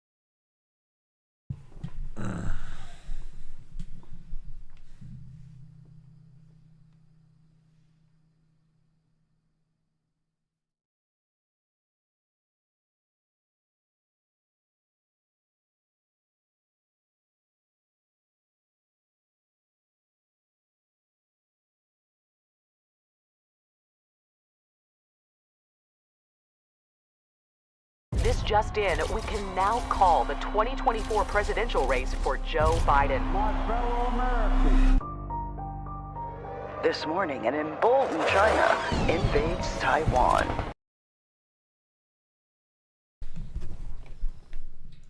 Hey there, everybody. Radically Moderate back once again with a really interesting topic. I find it fascinating, AI and AI-generated imagery and the consequences it'll have on the free speech going forward and people trying to censor it. If you are interested in this type of conversation, consider liking and subscribing this video.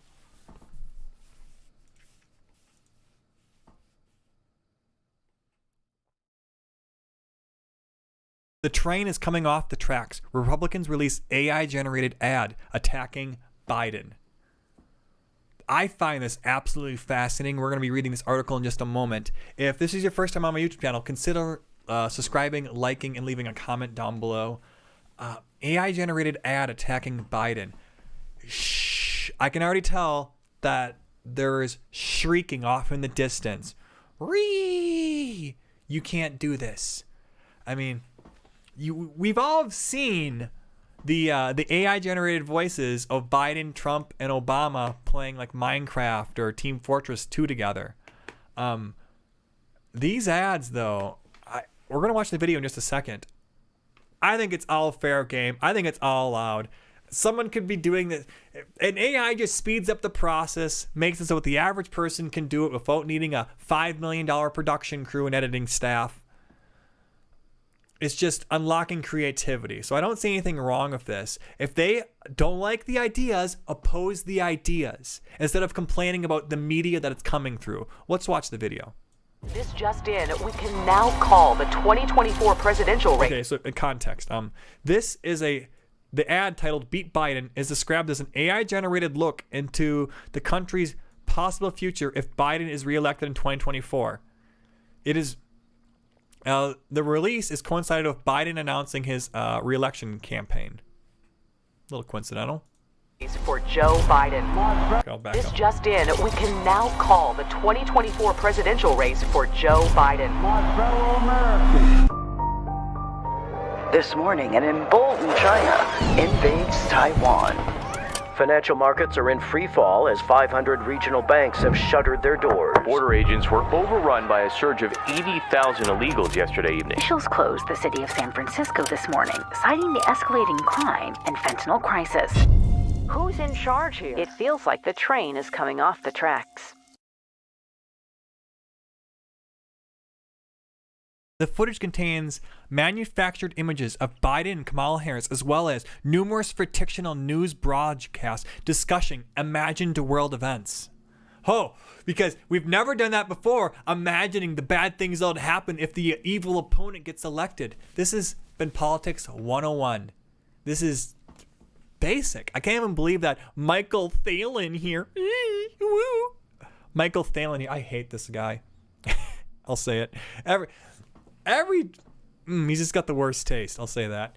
The ad features scenarios including China invading Taiwan, the United States financial systems collapsing, and U.S.-Mexico border overrun. One clip shows AI-generated riot police standing in the streets of San Francisco after the city was shut down to escalating crime and fentanyl crisis. Who's in charge here? A fake news anchor. Oh, if we didn't know it was a fake news anchor. It feels like the train is coming off the tracks. A spokesperson confirmed to Axios this is the first time that the RNC has created a video entirely from AI. Oh, so that's the big news here. The RNC did it.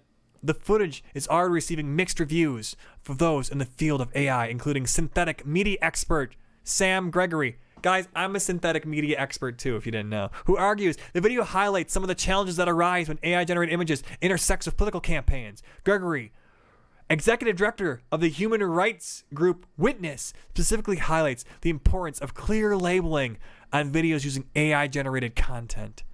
Political ads often play fast and loose with deceptive imagery and miscontextualized videos and quotes. And adding AI-generated content, audio, video, this makes it even more complicated, he told the Daily Dot. All these scenarios argue for strong ethical rules in campaigning. Good luck. And in election law around deceptive imagery, as well as better solutions to durably show how AI-generated media was made that go beyond just visible labeling. So they want to make it so that when you get some AI-generated voice, there has to be like a click, like a microsecond click at like 22,000 hertz that the human ear can't hear, so that like computers can detect it and say, oh, this is made by a computer. That's what they want to do. Let's see here. Gregory Partrini, founder of the deepfake detection service Sensity AI, told the Daily Dot that the public must embrace a new normal and quickly adapt, given how quickly AI-generated content will spread. Partrini says his team is preparing to launch a new project to help organizers detect AI-generated image and context. So these people are gonna have it be like on Twitter. It'll say this thing is AI-generated, like that's somehow supposed to dispute the image. It's an AI-generated flower is less beautiful than an actual flower. It doesn't really matter to me. My biggest concern remains if these realistic deepfake of a politician who's not widely believed to be real by opponents, but is endorsed, widely known, or is otherwise a rival candidate of their party. You know what I think is even better? This is his scenario is entirely not plausible. While the video is clearly labeled as AI-generated, it is setting a concerning precedent for the sense of deep faking and being a fair game in political ads. So no, this is what my problem is.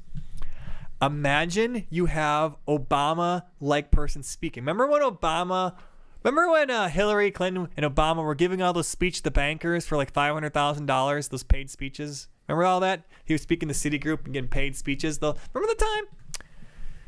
Sometimes those speeches were not recorded. But imagine if an AI-generated text, they made it a voice, of an imagined speech given by, say, Hillary Clinton, where she advocates for, where she describes how we're going to fake a war with Russia and Ukraine. Now that sounds. Now, it'd be even better. The juiciest part of all, guys. This is the juiciest part. Is if she actually said something like that in a speech. Oh! Like, they just happenstance generated something fake AI that actually happened in real life, and that's how it leaked out. Oh my God, yes. That's going to happen. Mark it. Right now, I called it 426. On this day, I predicted it. Because we live in a simulation. And Elon Musk predicted that the most entertaining thing will happen. And to me, the most entertaining thing ever is if an AI-generated audio leaked of something that somebody actually said in private. Oh my God. Or they got a transcript of something somebody said in private and then used AI to recreate it, like of Trump's phone calls. Oh, yeah, that'd be so juicy. If you guys agree with me, leave a like down below, subscribe. And if this guy's a cuck, leave a like down below, subscribe. The author of this piece, I mean. Radically Moderate over here.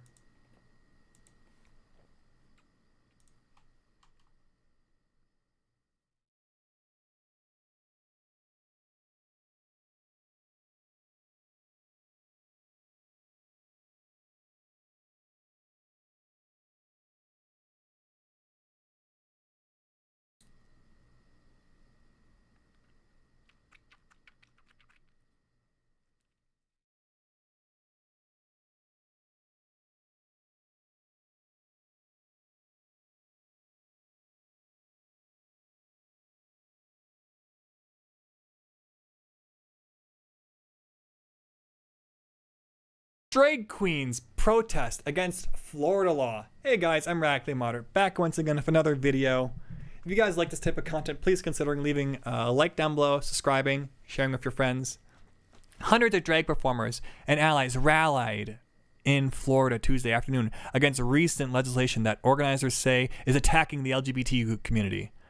I say this report and this characterization is an attack in the LGBTQ community. The need to talk to kids about sexuality is not a core fragment of being gay.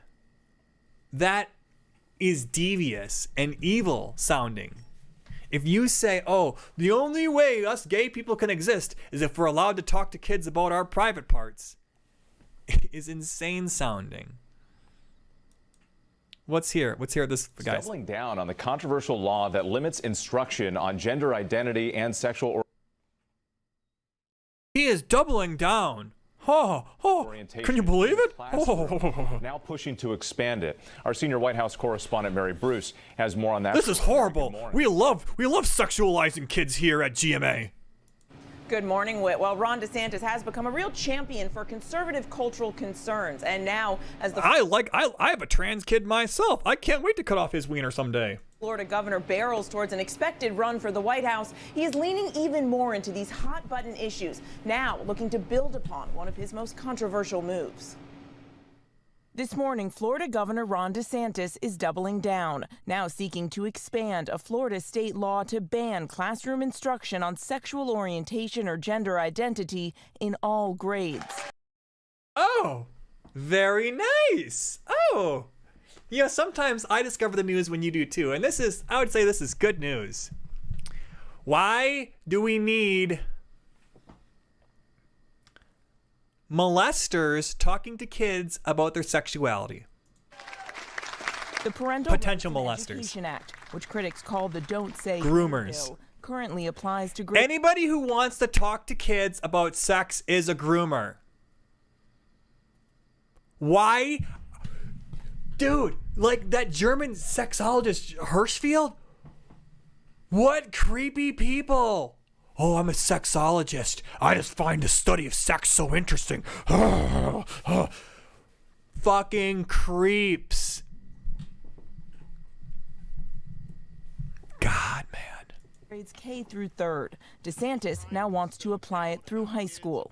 In a surprise announcement, his administration proposing that for grades 4 through 12, instruction on sexual orientation or gender identity is prohibited unless such instruction is either expressly required by state academic standards or is part of a reproductive health course. Oh, man, look at that. Look at that. Look at that reasonable, common sense law. Man, how do you oppose just saying you can't talk to people about sexual and gender identity unless it's about a part of a reproductive health course?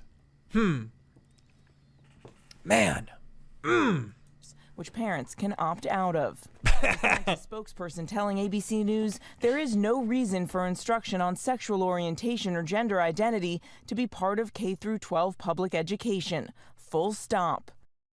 And the journalists somehow don't have a rebuttal for this. This is just... But opponents say it could put students at risk, barring young people, even those in their senior year, from seeking a teacher's help if they're struggling with their identity.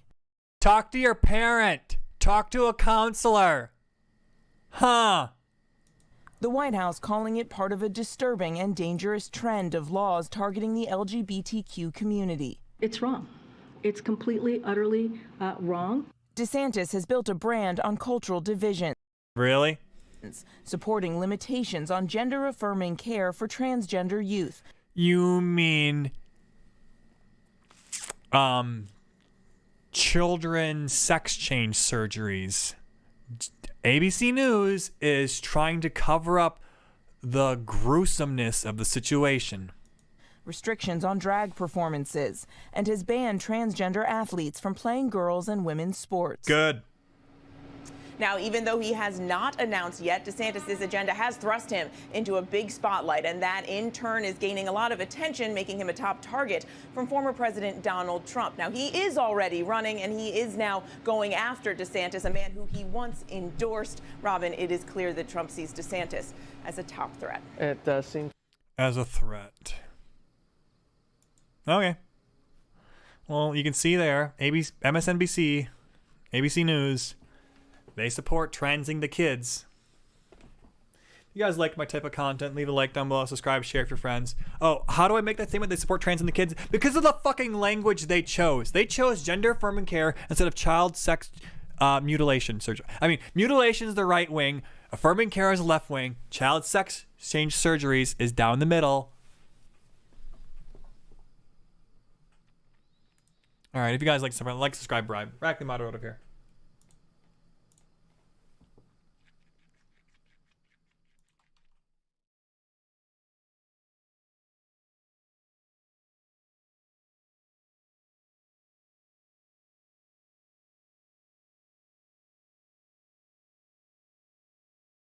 People say there is no institutional discrimination against white males, and I have today a documented example of that from a powerful institution. So this is institutional racism against cis white males. We have an example of it, boys. Write it down. Victory. Missouri State U to stop discrimination against white males for business boot camp after Equal Protections Project complaint. So, if you guys didn't know, I'll cover the article. We previously reported how the Equal Protection Project had filed a complaint with the Missouri Attorney General Office regarding a business boot camp at the Missouri State University that excluded white males and only white males from participating. BIPOC and females would participate. We cover the details. And our letter to the Missouri Attorney General Andrew Bailey, detailing not only legal violations, but how this is the first time in Missouri's imposed racial restrictions on programming. As part of the last class of the current boot camp of April 18, 2018, it appears that the course is part of a broader programming through MSU's E-Factor SBC that discriminates on the basis of race. For example, those arms of MSU recently partnered with other organizations to provide multiple rounds of $5,000 grants, no-cost business training, and free one-on-one assistance with business owners who had identified as BIPOC business owners. While while business owners who are white were not eligible to participate. We just received word that MSU has agreed not to bar white males from the boot camp in the future because they were doing so in the past. The Heartlander reported an MSU statement, and our response, emphasis added. A no white males allowed boot camp for startup business at Missouri State University was a one-off, and future trainings will be offered irrespective of race and gender, a spokesperson says. Not good enough, says the National Watchdog. After being asked for comment by the Heartlander on Wednesday, MSU spokesperson emailed Thursday. The early stage business boot camp is designed to assist new and small business owners in establishing and growing their business.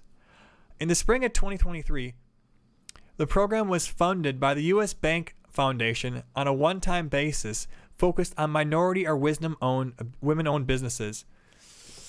On an ongoing basis, the E-Factory will continue to offer early-stage business boot camp program at no cost to participants, irrespective of their race and/or sex. So, the U.S. Bank Foundation is actually the racist one here, who we should be really going after. Why are these people being so racist? In fact, we're going to have to ask them about us. U.S. Bank Foundation. I don't think this is their website. Still, an attorney general's involvement, as well as more boot camp for all races, should go on, notwithstanding the university statement. The EPP president and founder, William Jacobson, wrote in an email to the Heartland Thursday, it should not have taken a complaint to the Attorney General by the Equal Protections Project for MSU to acknowledge its obligation to administer the business bootcamp without regardless of applicants' race or sex. Jacobson said in response to MSU's statement, MSU needs to make the commitment for non-discrimination across its programming and explicitly state that it will not permit programming focused on racial characteristics of attendees.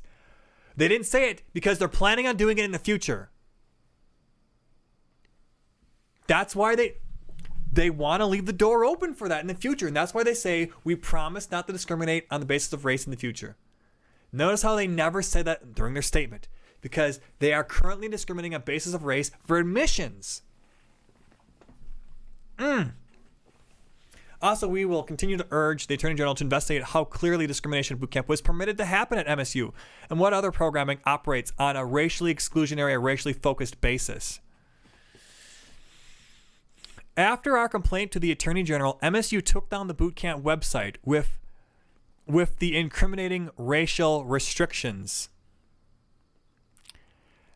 As we always archive web pages before we raise objections, so the racial restrictions remain demonstratable. Applicants for the boot camp. This program is for aspiring or current BPAC and or women small business owners who have recently started and are in the ideal phase. You'll be given $3,000 if you're in the ideal phase of your business. If I have an idea for a business, $3,000, please. Oh, no, you're not white, though. It's not enough for MSU to say oops, particularly since this is not the first time MSU has promoted a racially restrictive program. We will continue to urge the Attorney General Andrew Bailey to conduct a thorough investigation on how to stop such open discrimination that took place at a major state university, and who know what, when, and where. A broader investigation into race-focused and race-restricted programming is needed. Sunlight is the best disinfectant. If you guys like this type of commentary and content, please leave a like down below, subscribe, and share with your friends. Radically Moderate out of here.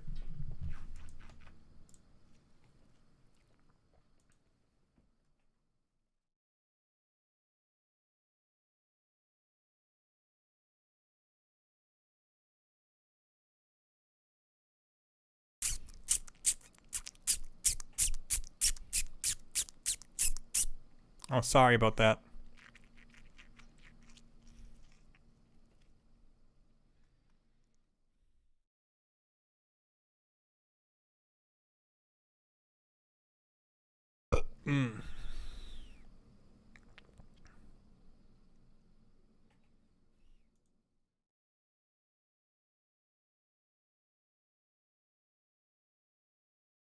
Now for our racist Vox article. The expensive, unrealistic, and extremely white world of momfluencers. Author Sarah Peterson on how certain image of mother took over social media and makes moms feel bad. How is it making you feel bad? Is it because you feel guilty about the way you're raising your child? I think that's what it is. Really, this is just social media. This is just this post. Just replace momfluencers and all the other racist stuff with just influencers. The expensive, unrealistic world of influencers.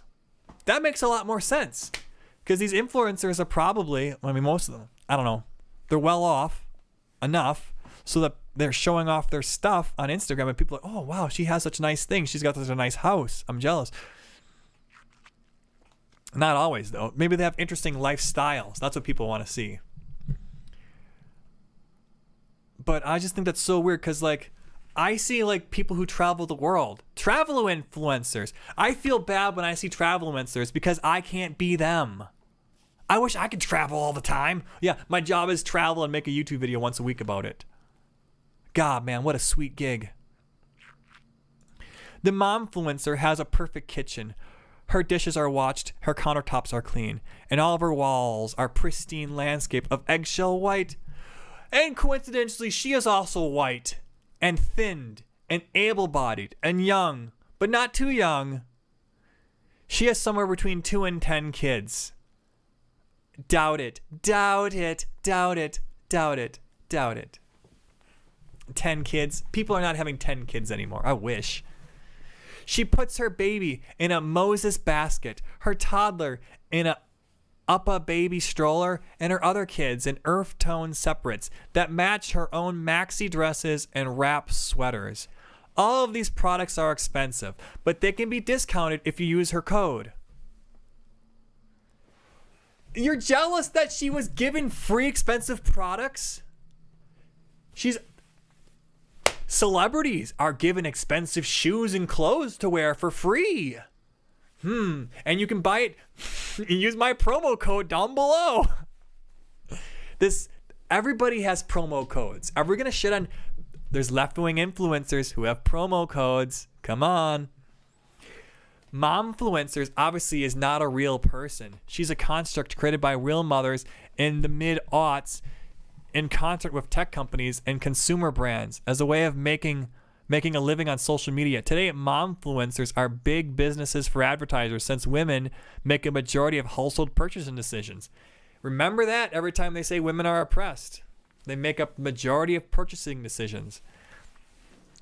And moms in particular are more often the ones choosing big ticket items like strollers and cribs. They hold importance more than ever. They're the ones communicating messages to the rest of us of what motherhood should be like. I don't think that's at all what's happening here. When I'm making my videos, I'm not saying what the world should be like. I'm describing. I'm showing off the world. Hey everybody, look how I made jam today from scratch. Am I really showing anything off? Showing what mothers should look like. Hey guys, I made my own salsa at home. And so now when we have people over, we just eat our homemade salsa. That's what motherhood should look like? I mean, disagree. That's what their motherhood looks like. Everybody's motherhood is different. This sounds like a really anti-feminist article. Sarah Peterson, a New Hampshire-based writer, mother of 3, has been following the rise of this unique brand influencer for nearly 10 years, she says. I had a newborn and a toddler and was simultaneously lured into the rousy depictions of motherhood, while also feeling like I was sold a partial truth. Her new book, Momfluenced, released this week, looks at how momfluencers became an economic force they are today, and how their images and videos replicate sexism, racism, and classism baked deeply into the American life, and how their aestheticized version of parenthood has gotten inside of our heads. I beg to differ. There's lots of people who this has completely had no effect on them whatsoever. So this is mainly this author talking about herself and how she really likes following momfluencers. I was with Peterson on the phone. I spoke with Peterson on all those issues and why we all should care about momfluencers in the conversation. Okay. Then, is this what we're going to do here? We're going to take a conversation and write it down. What is a momfluencer? Can you talk a little about the evolution of momfluencer? Where does it start? How big of momfluencing economy are more generally? How big a part of the influencing economy more generally are momfluencers? Why do brands want moms? Well, this is obvious. Maybe it's not obvious if you haven't worked in sales. When I was working in sales for a little bit, they told me to target ABCs. We wanted to go after married people, homeowners. Married homeowners, and even better if they had kids. Married homeowners, kids. Those people have money. You go where the money is. If you're trying to sell a $600 stroller, you're not going to sell it to poor people. You're going to sell it to people who can afford a $600 stroller. So, why are stroller companies offering momfluencers free strollers to use their product? I don't know. It's obvious. Why would brands want moms? One reason, in addition to just the sheer numbers of mothers on social media and number of women actively engaging on social media on a daily basis, the fact is that motherhood encompasses so many consumer categories. You can sell moms couches, you can sell them vacuums, you can sell them nap dresses, you can sell them diapers, you can sell them books about child rearing. Almost everything in contemporary life can be directly linked in becoming a good mother. Many of us roll into motherhood completely unprepared or relatively clueless about it. We certainly don't know many of this. Okay. So they're just going to spend the entire article shitting on momfluencers and relating them to MLMs now too. Let's talk about TikTok. Instagram was really predominant. Instagram was a really predominant platform for momfluencers for a while, but now it seems like TikTok has ascended where people can go viral more quickly there. How is TikTok changing, Tom? One of the major differences is that it's less polished image post. With so many smart, brilliant TikToks, the lighting is shitty. You don't get the sense of anything that was super orchestrated or staged. And that doesn't seem to be where the value lies. The value really seems to lie in the quality of the messaging itself. And that's what it is. What is the messaging these mom influencers are putting out there? I honestly think they're just being entertaining and they're being genuine. And I think that's what people crave these days, is people being genuine, because everyone's so fake nowadays. If you like my type of content, leave a like down below, subscribe, share with your friends. Does this feel a little fake? I'm sorry, but I do this every video and I hope it helps. Maybe it doesn't. Why don't you tell me a comment, tell me my endings of my videos suck. Radically Moderate out of here.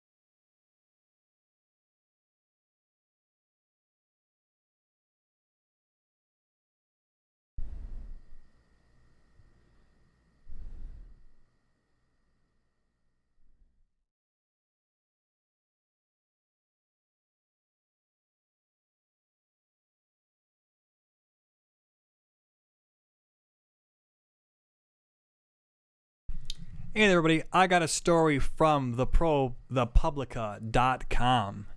OnlyFans creator find it hard to keep romantic relationships.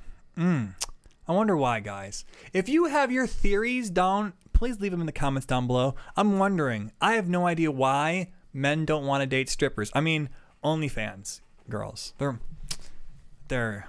I don't know why. OnlyFans creators who consistently post adult content are having a difficulty time making and keeping romantic relationships. A recent survey by CashAPP showed almost 50% of all OnlyFans talent find dating very challenging. It's still more easy than being a man. They still find it easier. I'm sorry. Still easier dating as OnlyFans creator than a man. 1,000%. I can't. Maybe 100%.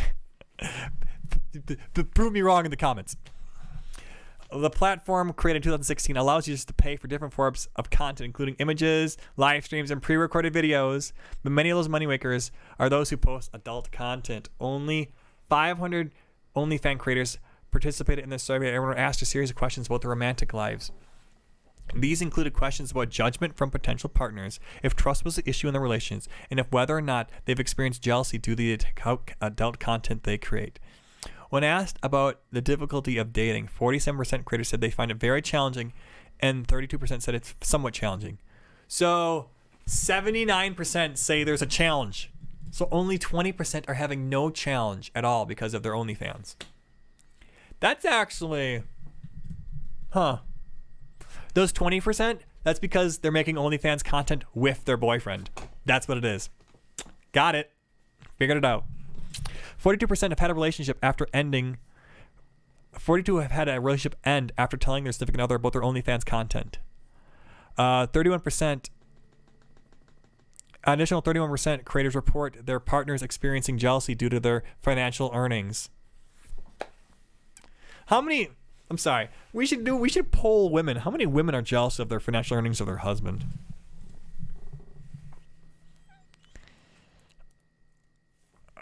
Another survey questioned if OnlyFans creators have ever experienced discrimination or judgment from potential partners after finding limited adult content, and 42% said yes. 42% answered sometimes, and 37% said yes frequently, and 21% said no, never. According to CEO Tim Stokely, more than 170 million people use OnlyFans to watch their favorite adult content creators. He adds 98% of the platform's content is adult. Oof. There's 1.5 million content creators as of writing this piece. The average OnlyFans creator earns $151 per month. That's the average. So most earn less than that. That's how averages work in the Pareto principle. There's a couple millionaires, then everybody else is making less. So they're making less than 151, man. Ooh, they're making like $100 a month. Unless you have one of the more established content creators or a celebrity, your chances of making millions of it are close to nil. Yeah. Top earners on OnlyFans average $100,000 per month, with a small percent earning over $2 million a year. Let's see. Bella Thorne allegedly made $1 million upon launching her 24 hours launching her account. This is considered the most money made in the time frame on the platform. There's some more surveys here. On average, the content creator is 29 years old, or the subscriber is 35 to 44. You know what? These two people should just they should be hooking up. They're made for each other. Money and youth. Go be with each other. The site sees 51% identifying as male, 45% identifying as female, and 7% identifying as non-binary. What, the actors? There's a lot of male OnlyFans actors? Ooh.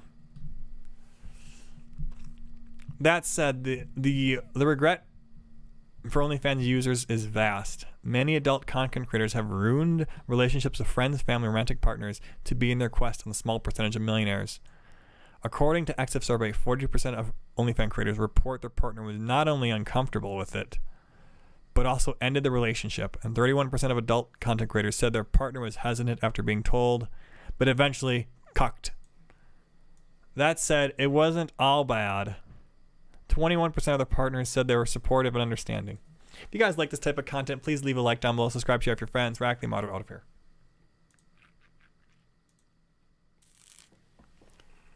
Hi, Sarah.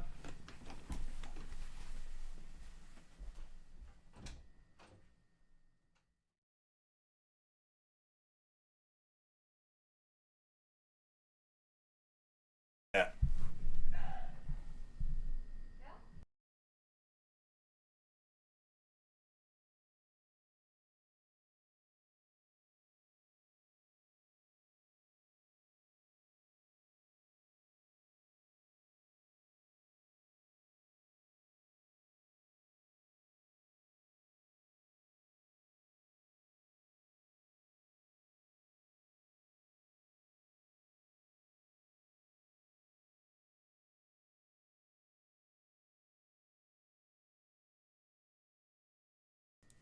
Hey everybody, I'm going to be ending the stream now.